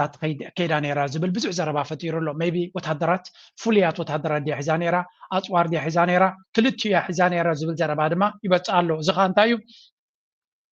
ፍሉይ ሓይሊ ፍሉይ ስልጠና ፍሉይ ኣፅዋር ንፕሬዚደንት ናይ ቬኔዙዌላ ንምድሓን ፑቲን ዝገብሮ ዘሎ ፈተና ክኸውን ከም ዝኽእል ፈተነ ክኸውን ከም ዝኽእል እዩ ዝንገር ዘሎ ዶናልድ ትራምፕ ድማ ኢዱ ክሕፅር ኣብ ጉዳይ ናይ ዩክሬን ዝገብሮ ዘሎ ንቬኔዙዌላ ክሓርም ወሲኑ ስለ ዘሎ ናይ ራሽያ ምትእትታው ድማ ነቲ ጉዕዞ ኣዝዩ ከቢድ ክገብሮ ከም ዝኽእልን ሞራላዊ ከምኡ ሎጂስቲካውን ወታደራውን ስለያውን ስልታውን ሓገዝ ናይ ራሽያ ኣገዳሲ ክኸውን ከም ዝኽእል ነቲ ናይ ቬኔዙዌላ መራሒ በዚ መንገዲ ድማ ሞስኮ ኦልሬዲ ኣሜሪካ ክትቋፀሮ ብዘይትኽእል ክለኣየራት እናኸደ ነዊሕ ርሕቀት ዘሎ መንገዲ ኸይዱ ኣብ መወዳእታ ናብ ካራካስ ኣትያ ከም ዘላ ተነፋሪት እንታይ ከም ዘብፅሐት ድማ ጭቡጥ ዝኾነ ሓበሬታ ከም ዘየለ እዩ ዝንገር ዘሎ ስለዚ እንታይ ኢና ንርኢ ዘለና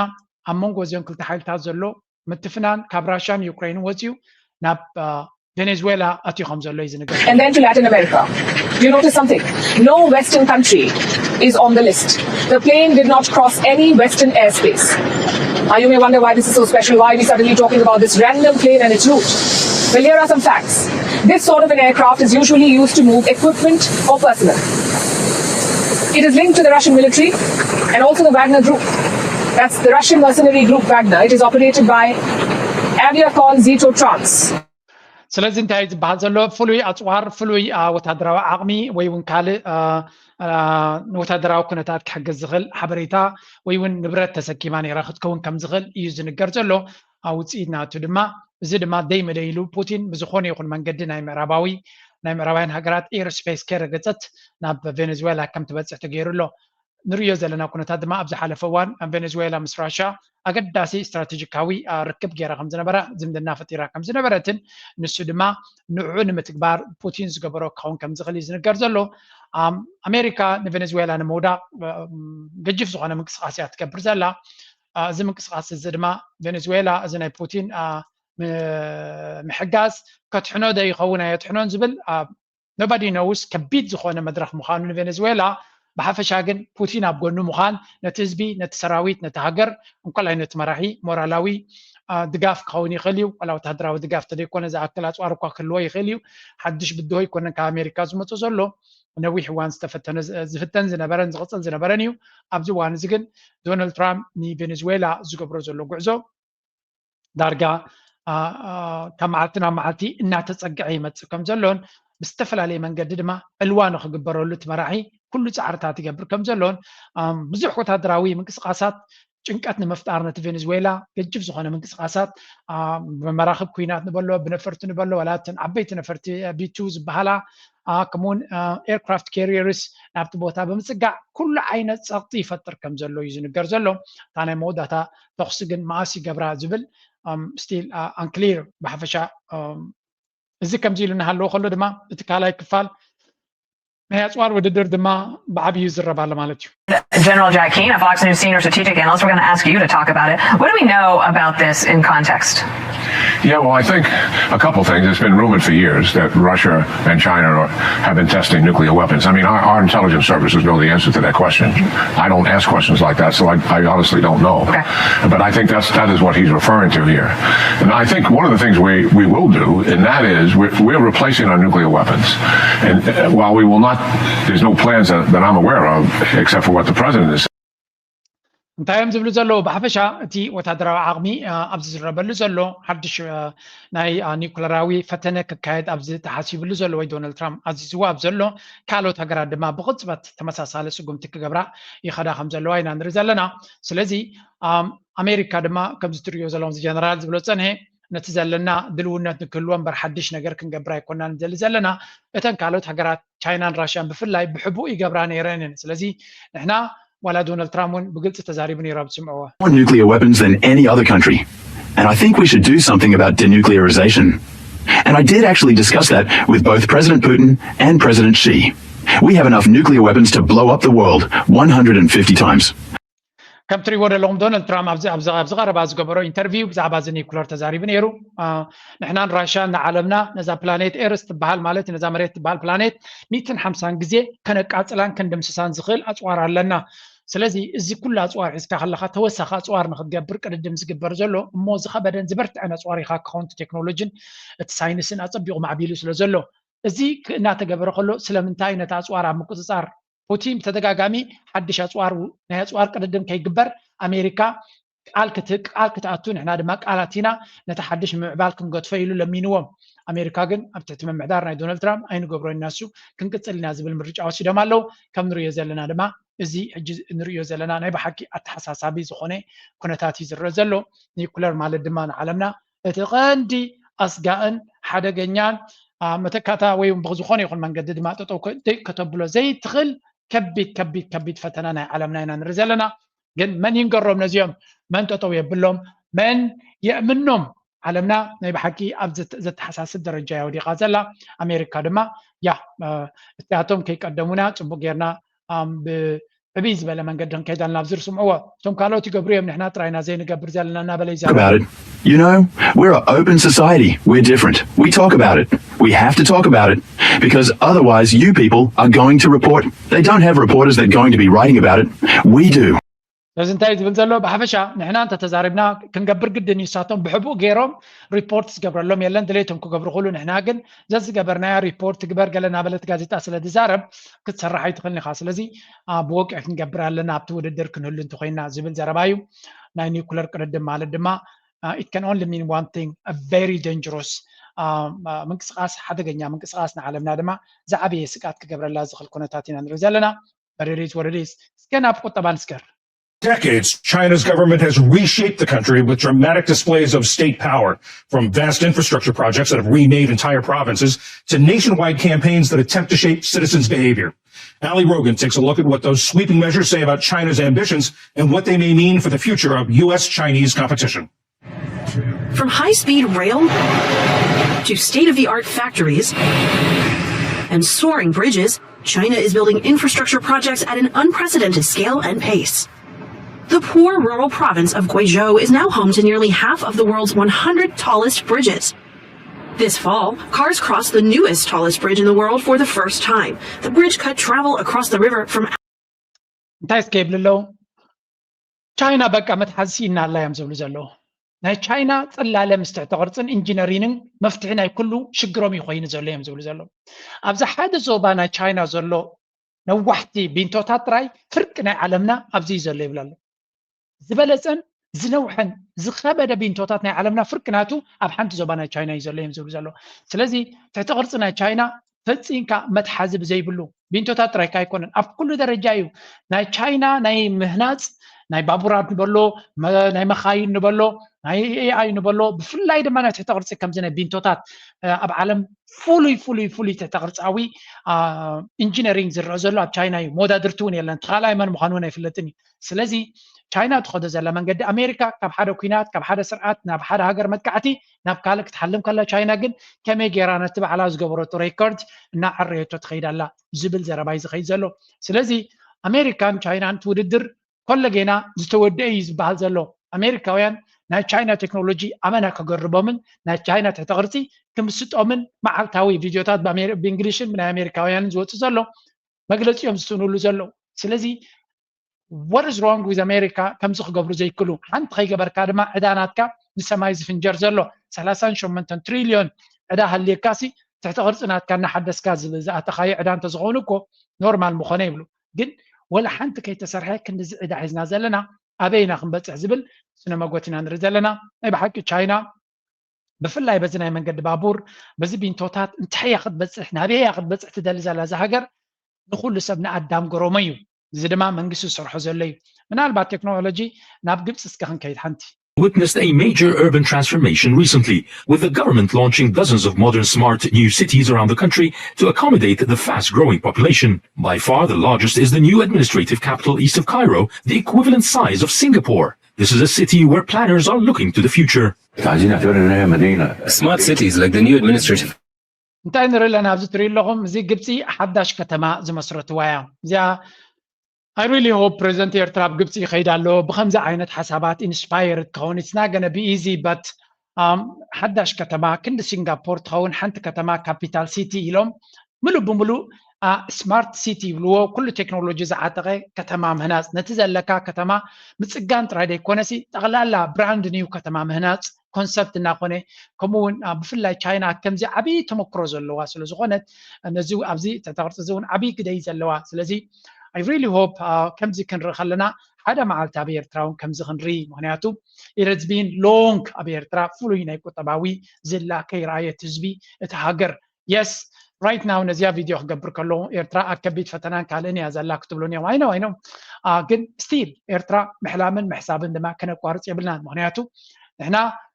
ሎሚ ዲ ክኸውን ፅባሕ ብዘይገልፅ ግን ሓሳባት ክህልሎ ወላ ስለምንታይ ኣብ 2030 ይከውን ዝብል ፕላን ደይወፅእ ከምዚ ዓይነት ተቕርፂ ክትገብር እውን እኮ ኣብ ሓፂር ግዜ ዝውዳእ ኣይኮነን ተሓሳብ ጥራይ 10 ዓመታት ክወስድ ዝኽእል ስለዚ I really hope ከምዚ ዓይነት ፕሮጀክትስ ንኤርትራውያን ንውሽጢ ዘሎ ናብ ግንባራ ዘሎ ኣብ ዝተፈላለየ ዝኸይድ ዘሎ ብከምዚ መንገዲ ሓደ ፅቡቕ ነገር ሰሪሕካ ካልኦት ኢንቨስተራት ናይ ደገ ወፃኢ ናይ ወፃኢ ኢንቨስተራት ምስ ዘለና ፀጋታት ተኣሳሲሮም ብከምዚ ፕሮጀክት ክስራሓሉ ዝኽእል ክንርኢ ድማ ተስፋና ዕዙዝ እዩ ኣብ ዓለም ዘሎ ምርኣይ ድማ ኩናት ጥራይ ዘይኮነ ፅቡቕ ምርኣይ ኣገዳሲ እዩ to be happy with a measly 12% on average return when I need to come up now. Had I put my $3,000 into NVIDIA, I would have gone up 26,209% in 10 years. That's amazing. And if you had wings, you could fly.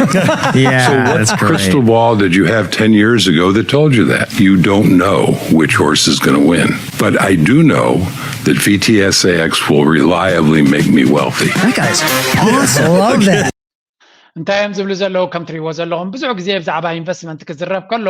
እንታይ ዝብል ዘረባ ኢና ንሰምዕ ነቶም ኢንቨስት ዝገብሩ ዘለዉ ኩሉ ግዜ ከምዚ ተሃዲድ ዘለዎ ዘረባታት ኣለዎ ከምዚ ብርክ ዘይትገዝእ ናብዚ ዘይትገብር ገለ ክብሉካ ከለዉ ክትጥንቀቕ ኣለካ you will never ብፍላይ ኣብ ስቶክ ማርኬት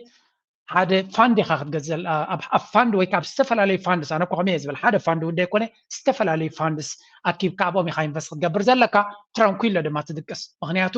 እዛ ፕላኔትና ክሳብ ዝቐፀለት ኣሜሪካ ዝበሃል ሃገር ኤሮጳ ዝበሃል እዚ ዓለምና ክሳብ ዝሃለወ ክትረብሕ ኢኻ ዓለምና እንተዘየለ ግምዛኣ ገንዘብካ እውን ዝጨንቕ የብልካን ስለዚ ኢንቪድያ ዶ ጉግል ዶ ኣፕል ዶ ቴስላ ዶ እናበልካ ላዕሊ ክብሉ ከለዉ ክትሕጎስ ከንቆልቁሉ ከለዉ ድማ ድቃስ ለይትካብስን ኣብቶም ኣገደሲ ፋንድስ ኢንቨስት ግበር እዮም ዝብሉ ዘለዉ ኩሉ ግዜ ድማ ኣብ ትምህርቲ ናተይ ኣስፊሐ ዝምህሮን ዘርእዮ ንስዩ እቶም ዓበይቲ ኢንቨስተራት ድማ ንዑ እዮም ዝምኽርኹም Look at everything since October 10th, because that was the biggest liquidation in the history of crypto, like bigger than FTX. Like a margin call almost. Yeah, it was like almost a miniature rupture, like a tsunami. We're only a couple weeks from that, so I think the market is consolidating. But if I look at fundamentals, like Ethereum, stablecoin volumes have been exploding, application revenues at all-time highs. So right now, fundamentals are leading price in crypto. So I think eventually we consolidate and then we rally into year end. To where, 150? Yeah, I think we could still get to 150, 200 for Bitcoin. እንታይ እዮም ዝብሉ ዘለዉ ብዛዕባ ክሪፕቶ ብዓብዩ ዕዳጋታት ትረብሽ እንዲ ዘሎ ኩሉ ግዜ ዝብለኩም ከምዚ ዓይነት ረበሻ ክኾን ከሎ ኢንቨስት ትገብሩሉ ግዜ ላዕሊ ምስ ደየበ እቶም ኢንቨስት ንገብር ዘለና ክንዕጎስ ኢና ንስኻትኩም ግን ክትቀኑ ኢኹም ስለዚ እቶም ሳይ ተማሃርኩም ኢንቨስት ግበሩ ኣይትሰንብዱ ይወርድ ኣለዉ ኣይትሰንብዱ ይውረድ ዝተወሰነ ግዜ ዕግርግር ስለ ዘሎ ኣብቲ ዕዳጋ እዩ እንደን ኣብ ሓፂር ግዜ ክንደይ ግዜ ከምኡ ኢለኩም ክንደይ ግዜ ኣጋጢመሉ ኣብ ዝሓለፈ ዓመታት ይወርድ ሕጂ ተወዲዩ እንዲ ገለ ኢልኩም ፅሕፉላይ ኣብ ኮሜንት ድሕሪኡ ሹት ምስ ገበረ ሓሊፍና ስለዚ ኣገይን ሂስ ቴሊንግ ዩ ዱ ደ ራይት ቲንግ ፈሊጥኩም ኣስተዕቢልኩም ኢንቨስት ግበሩ ኣይትሰናበዱ ክብለኩም ይደሊ ምግበይ ኃይለ እኮ ከፕሪቶሪያ በኋላ አዲስ አበባ መጥቶ ከኛ ጋር ተገናኝቶ በልቶ ጠጥቶ ውጭ ሀገር ልከነው ታክሞ መጥቷል። እንደ ምግበ ቅም የምንይዝ ቢሆን ኖሮ እንደ ምግበ ካዲ ብንሆን ኖሮ እጃችን ገብቶ ነበር። እንደ ምግበ ካዲ ብንሆን ኖሮ ስብሐት ነጋን ከጉርጋዳ አውጥተን ውጭ ሀገር እንልከውም ነበር። ምክንያቱም እኛ መንግስት ነን፣ የህዝብ ኃላፊነት አለብን። የአገር ታሪክ መጠበቅ አለብን። ጠባሳ ነገር ለማህበረሰብ ቁርሾ የሚተው ነገር መስራት የለብንም። እንታገሳለን። እንደ ሰሜን እዝ ተገርተን እንደ ሰሜን እዝ ተገለን ተክደን የካደንን ሁሉ እንታገሳለን። ጁላ ከም ትሪእዎ ዘለኹም ኣት ብሬኪንግ ፖይንት ከም ዝበፅሒ ዝንገር ዘሎ ኣፀቢቑ ናይ ፅርፅሮት እቲ ኩነታት ድማ ንፁር ናብ ትግራይ ኩናት ይመፅእ ከም ዘሎ ዝጠራጠር እንተነይሩ ኢትስ ቢካሚንግ ቨሪ ክሊር ናብ ትግራይ ዝመፅእ ዘሎ ኩናት ማንም ሰብ ክግምተሉ ኣብ ዝኽእል ደረጃ በፂሕ ኣሎ ምክንያቱ ከም ትሪእዎ ዘለኹም ንምግበይ ዘተኮረ ዝመስል ትዘረባ ግን ከምኡ ይኮነ ነይሩ ስለዚ ንምግበይ ኣበይድና ነይሩ እዩ ከማው ካሕዳማት ወይ ከዓ ጠላማት ነርና እንተንኸውን ማእሰርናዮ መቐተልናዮ ንስብሃት ነጋ እውን ማሪኽና ኣይምሰደድናዮን ኣታ ሰባይ ንዓባ ርግእ በልበሎ ሃገር ኢኻ ተመሓደር ዘለኻ እቶም ዝገብሩ ዝነበሩ ኣያታትካ ዝነበሩ ኣብቲ ኩናት ከማን ኣይፈከሩን እዩ ዝበሃል ኤርትራ ማለት እየ ብዝኾነ ግን ከም ትሪእዎ ዘለኹም እዞም ሰባት እዚኣቶም ናብ ትግራይ ሓሲቦሞ ዘለዉ ናብ ምግበይ ግን እንታይ ስለ ዝበለይ ክንዲዚ ዘረባ ዘዕፍሮም ዘሎ እንድሕሪ ኢልና ንእሽተይ ክፋል ናይ ምግበይ ዝበላ ንስማዕ ተኣመንት ወይ ናይ ክርስትና እምነት ተኸተልቲ ንዝኾና ከዓ ኣብ ፊት ማርያም ፅዮን ኮይና ኢና ንውስን ዘለና እዚ ማለት ንሙስሊም ኣሕዋትና ከዓ ኣብ ኣልነጋሽ ፊት ኮይና ኢና ንውስን ዘለና እዚዩ ሓወልትና ኣብ ቅድሜና ጌርና ሃይማኖትና እውን ሓደ ብሄራዊ ዓቕምና እዩ ንኩላና ኣብዚ ኮይና ንፍፅሞ ከዓ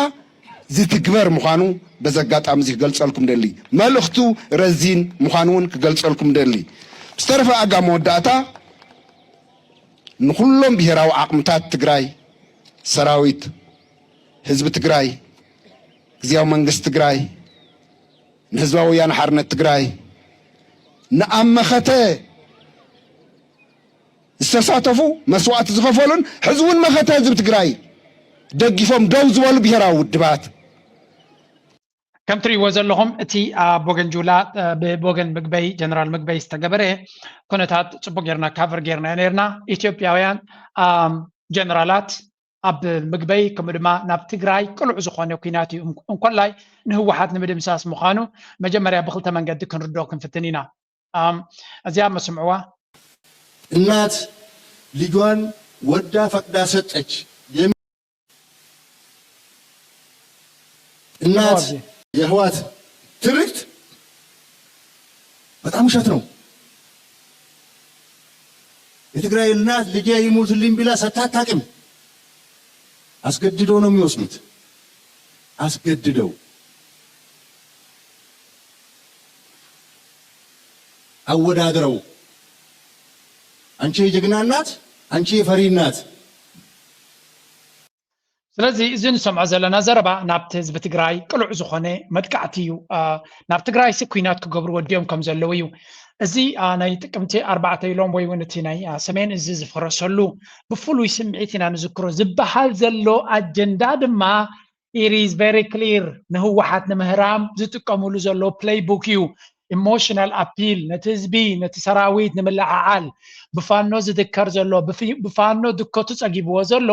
አንጻር አምሓራ ናይ ህዝቢ ደጋፍ ክረኽቡ ስለ ዘይከኣሉ ናይ ህዝቢ ድጋፍ ንኸይረኽቡ ድማ ንኣምሓራ ይሃርሙ ስለ ዘለዉ ንህዝቢ ኢትዮጵያ አንጻር አምሓራ ንክትዛረብ ድማ ከቢድ ስለ ዝኾነ ናይ ቀደም ፀላኢና እንተምፃእና ዝቐለለ እዩ ህወሓት ሰሜን ዝሃሪምና እዩ ስለዚ ኩልኻ ኢትዮጵያዊ ኣብ ጎንና ኩን ስምዕዎ እቲ ገይም ኢስ ክሊር ኩናት ወዲኦም ከም ዘሎ ናብ ትግራይ ገጾም እዩ ዘርእየካ ግን ዓቕሚ ለካዲ ኢኻ ክንርኢና ክትሓስብን ክትፍክርን ሓደ እዩ ዓቕሚ ለካዲ ኣባይታ ድማ ካላርሲ እዩ መጀመርያ ነቲ ህዝቢ ኣብ ጎኑ ንምስላፍ ዝጥቀመሉ ዘሎ ታክቲክ ረይዎ ብኩሉ መንገዲ በዚ እንታይ ክብል ፀኒሐ ብዚ ኣደ ትግራይ ንወዳ ተሰውዓ ለይላ ሂባ ይትፈልጥን እያ ኣታሊሎም እዮም ህወሓት ዝወስዱላ ነይሮም ኣታሊሎም እዮም ዘብልዋ ነይሮም ስለምንታይ ትእምን ንስኻ ትወዞም ዘለኻ ሰራዊት ኣይ ንቅዱስ ዕላማ ናይ ኢትዮጵያ ንተጋሩ ንምጭፍጫፍ ንኣምሓራ ንምጭፍጫፍ ሕጂ ድማ ናብ ኤርትራ ግበታ ንኸተካይድ መሪቓ ዝሃበትካ ኣደላ ማለት ድዩ ዝኾነ ይኹን ዕላማ ዘይብሉ ወታደራዊ ምንቅስቃስ ስለትገብር ዘለኻ ኢኻ ማንም ንእሽተይ ሓይሊ ዝስዕረካ ዘሎ ማንም ንእሽተይ ሓይሊ ኣብ ብዙሕ ቦታ ድማ ይሰዓር ዘሎ ፋኖ ዝገብሮም ዘሎ ናይ መወዳእታ ጭንቀት ይኣትይዎም ዘሎ እዩ ዝበሃል ዘሎ ምክንያቱ ኣብ ክልል ኣምሓራ ዝግበር ዘሎ ኩናት ንሰራዊት ናይ ኢትዮጵያ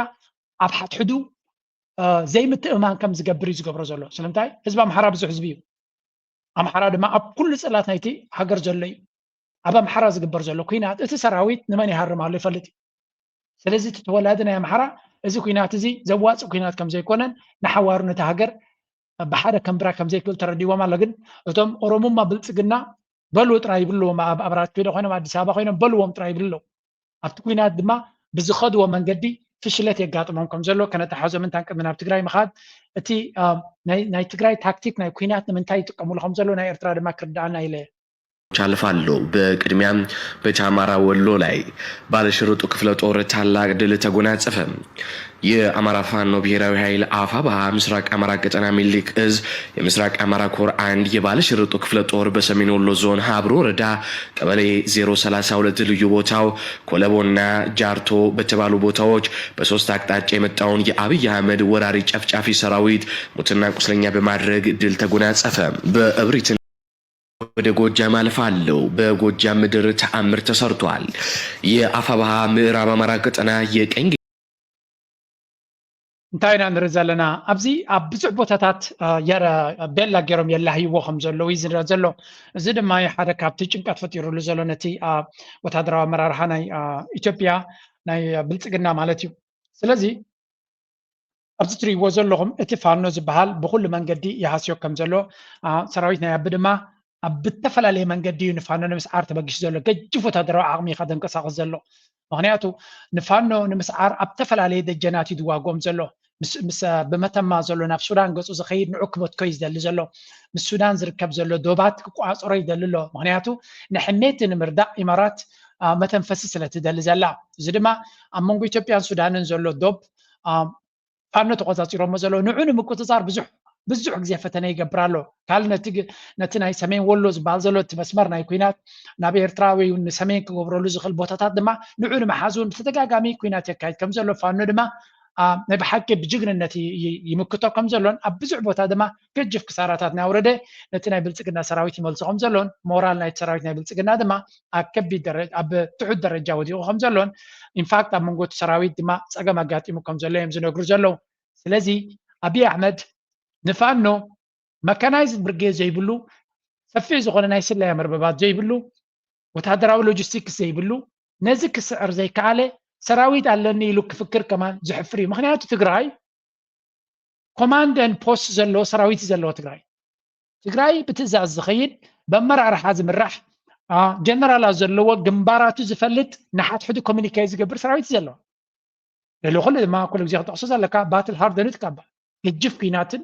ሕማቅ ኩናትን ዝተመኮረ ሰራዊት ዘለዎ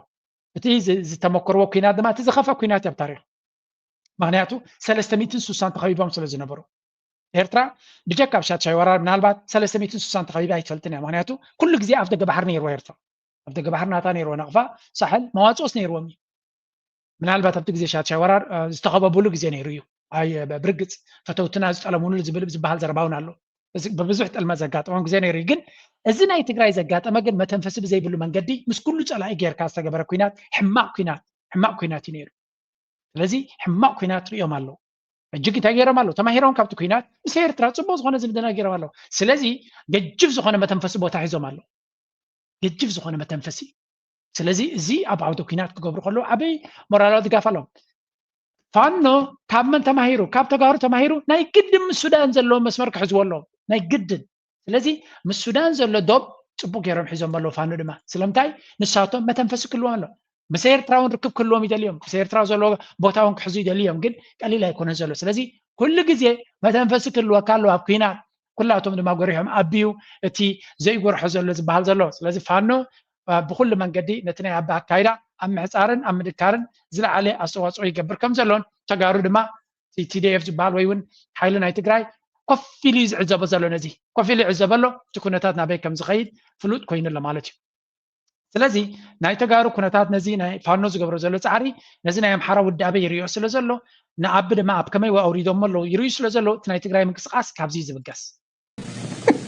አክሱም ህወሓት የሚፎክርበት ታሪክ አይደለም። አክሱም የኢትዮጵያ ህዝብ ታሪክ ነው። ከሻዕቢያ ጋር ጽምዶ ብሎ ቦርደር ሰብሮ መሄድ እኮ ጸረ ህገ መንግስት ነው። ተመልከቱ። ተፈናቃይ አለቅም እነን ተሸክሞ ካልገባ ማለት እኮ ጸረ ህገ መንግስት ነው። ጸረ ብሪት በጣም ነው የምናመሰግነው የኤርትራ ህዝብና መንግስት ስላደረገው ነገር። ጀግናው የኤርትራ ሰራዊት የጋራ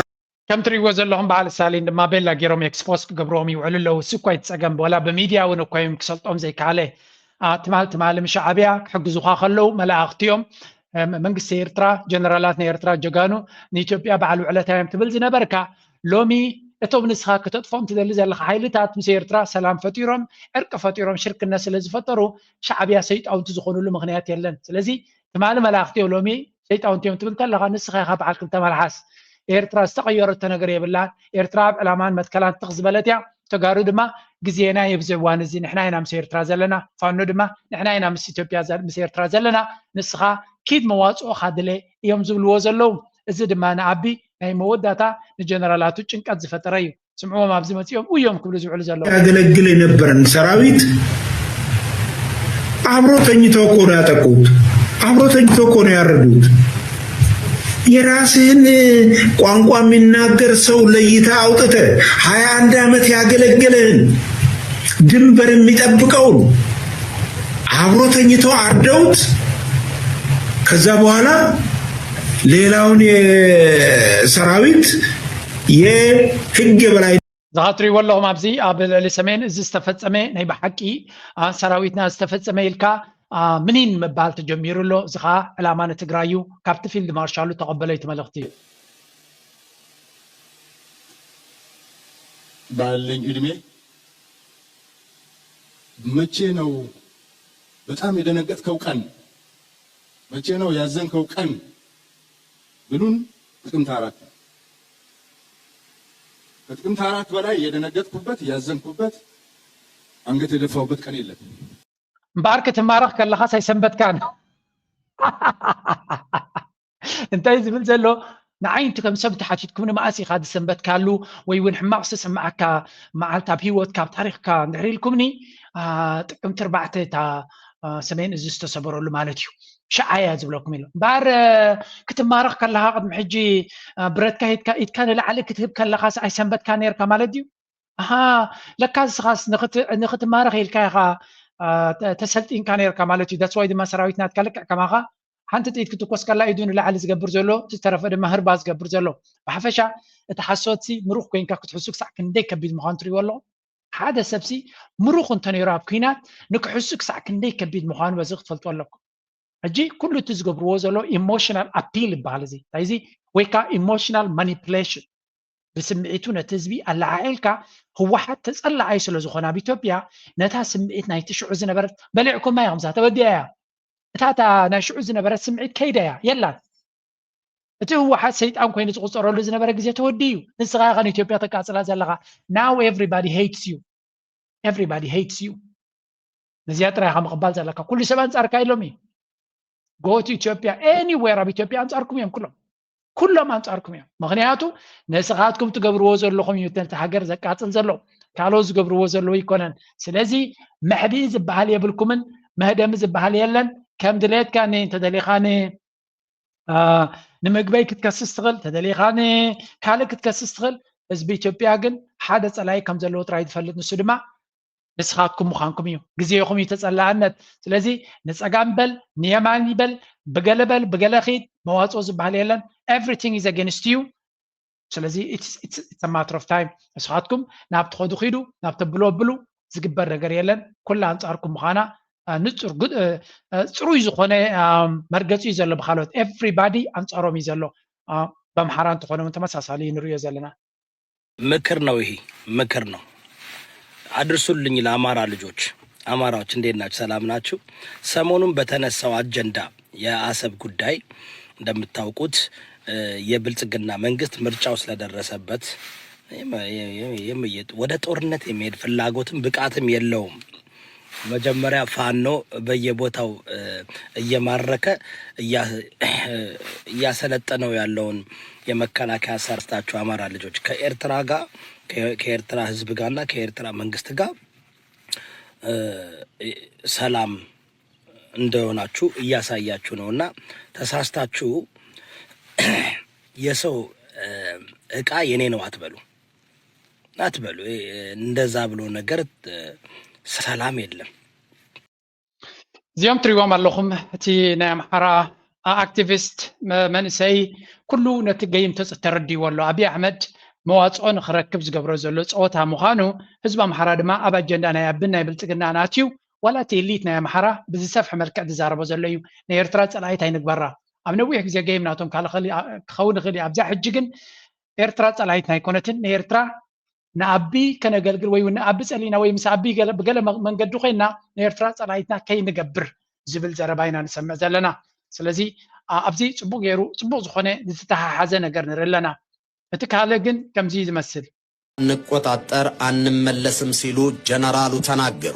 ጭንቅላቱን ቆርጠን መመለስ አለብን ሲሉም ዝተዋል። ጦርነቱ እንዲጀመር አንፈልግም፣ ከተጀመረ ግን አሰብ ደርሶ የሚመለስ የኢትዮጵያ ወታደር የለም ሲሉ እውነታው ይሄ ነው ብለዋል። ይህ በእንዲህ እንዳለ ከቀናት በፊት ሰራዊቱ እየተዘጋጀ መሆኑን በይፋ የገለጸው ሻዕቢያ በምጽዋ አዳዲስ የጦር መሳሪያዎችን እያስገባ እንደሚገኝ የሳተላይት ምስል አጋልጧል። የኢትዮ ኤርትራ ጦርነት የሚነሳ ሆነ የኢትዮጵያ መንግስት ኢህአዴግን ስህተት እንዳይደገም በሚል ምክረ ሐሳቦችን እየሰነዘሩ ናቸው።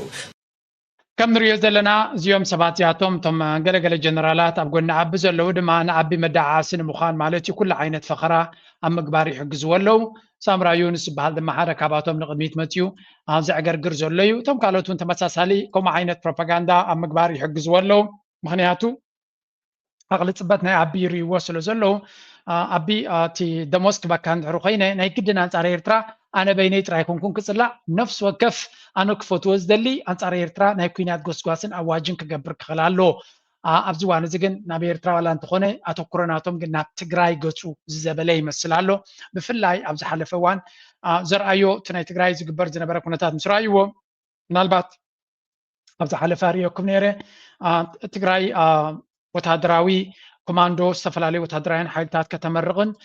تفلالي وتهدراو مريتات كتقبرت أني حاصل لزنبرت تكونتات سلزري وزلو أتي أبي أحمد تايت بيلو نايبعال مقبي كالو جنرالات ببوغنهم كوينهم دلونات كم زلو مزقلو تقولو كونتات ريو سلزلو أبزوانزي أبي أحمد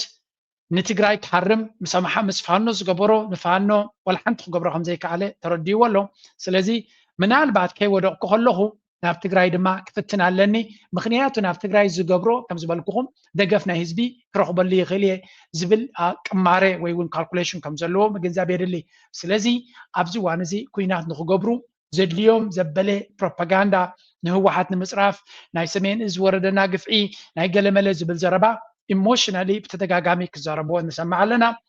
تكونت هدما اب وتري بزلو من قد ابز قصلو زلو كونتاتنا زلنا نبي ارتراز قبر زلو عندرا سميناين رينايننا باي ذا واي باج عدبلنا يمودا تزبلا لنكنا مسحقيتون كتبلا تغدنا ابن محقواس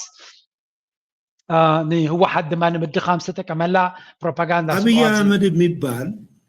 بمحل متى شيطانو نباتشو عبرو يدقه من እንደሚያስቡ የሚያቅ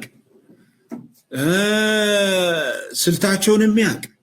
በራሱ በኢህአዴግ ውስጥ አድርጎ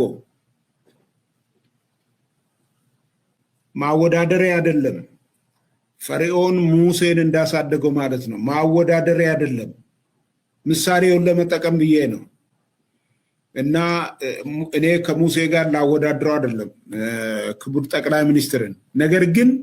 በራሱ በኢህአዴግ ውስጥ ያደረው መጨረሻ ላይ አሸንፋቸው ራሳ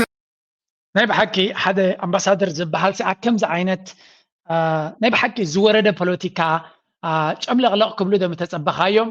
ናይ بحكي ዘገርሙ እዮም ዞም ሰባት ዚያቶም ግን again ናይ ዓቅሊ ጽበት ዝግበር ዘሎ ፕሮፓጋንዳ ምዃኑ በዚ ካትፈልጥ because ታሕቲ ወሪዶም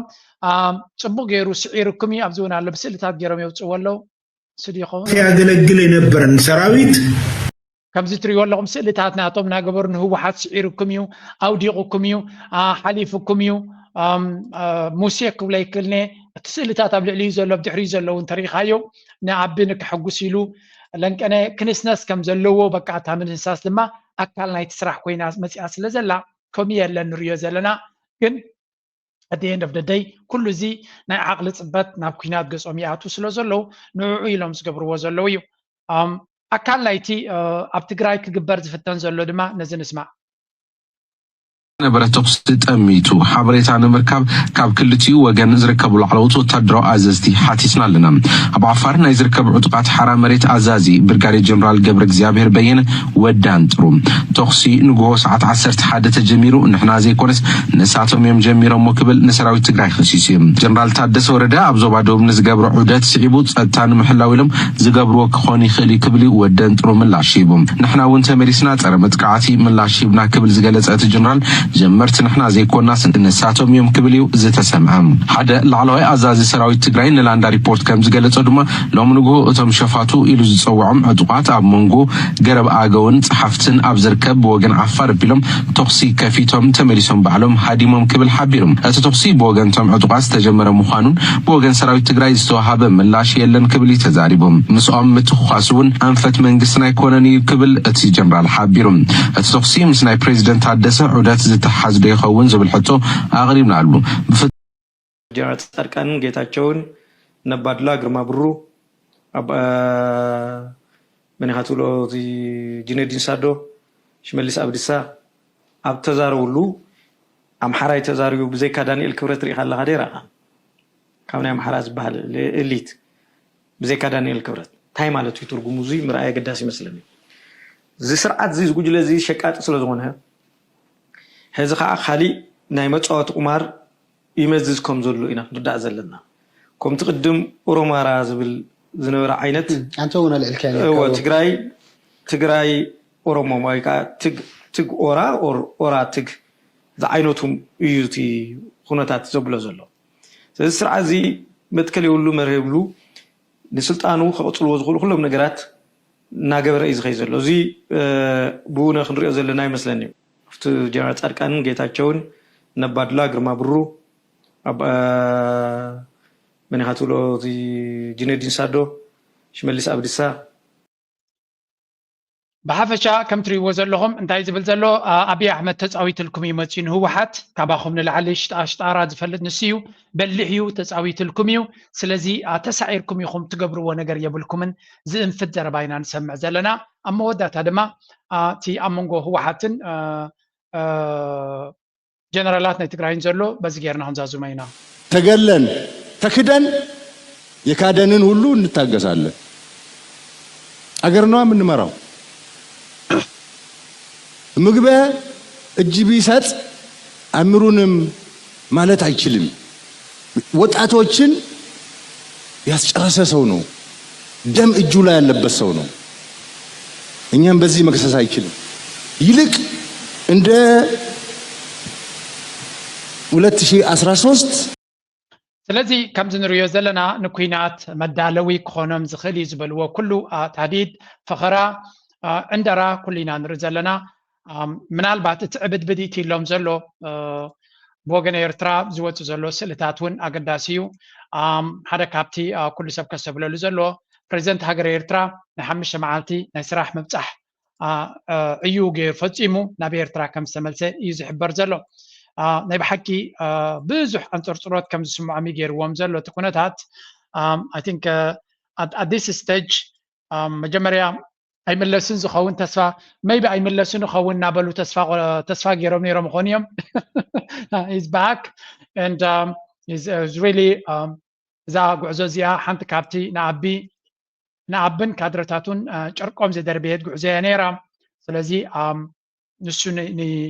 ንዓዲ ምምላሱ ኣገዳሲ ኢንተርቪው ገይሩ እውን ተመሊሱ ዘሎ እዩ ዝበሃል ዘሎ ከም ትሪእዎ ዘለኹም ኣብ القاهرة تبهال ويون كايرو تي في تبهال نسوم أقداس انترفيو غير خمزلون تي حبريت هذا ما مسوسك سمعيو نهجي بزح مزرعة هيدليونيو سلازي بريزنت هاجر إيرترا تمليسلو نساتهم صرن أبدانا تيو ما بزلو جزء زجبر زلو كنتات نرلنا ما يبحكي تمليسنا بتا كتنكف قبل لكم نريات أنا أب رأيا توم حنا حرام مريت جلز بحالو نجاري فترة خمسة لون إذا ما أكلنا يتاج جندات أتكان زجبر زلو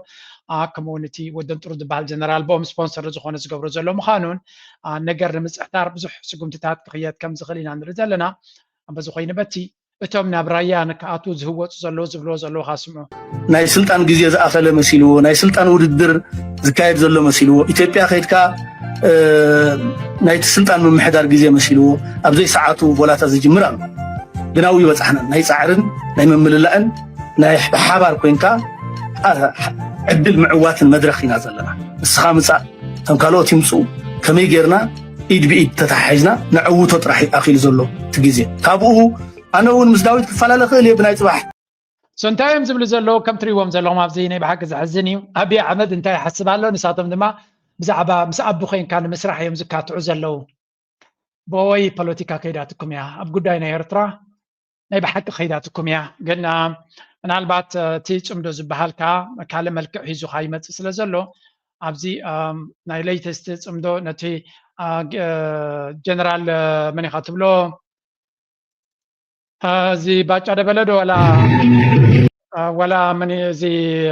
برهان جولا نساتهم أمدو يحسبو وين عطتو قبل يحسبوا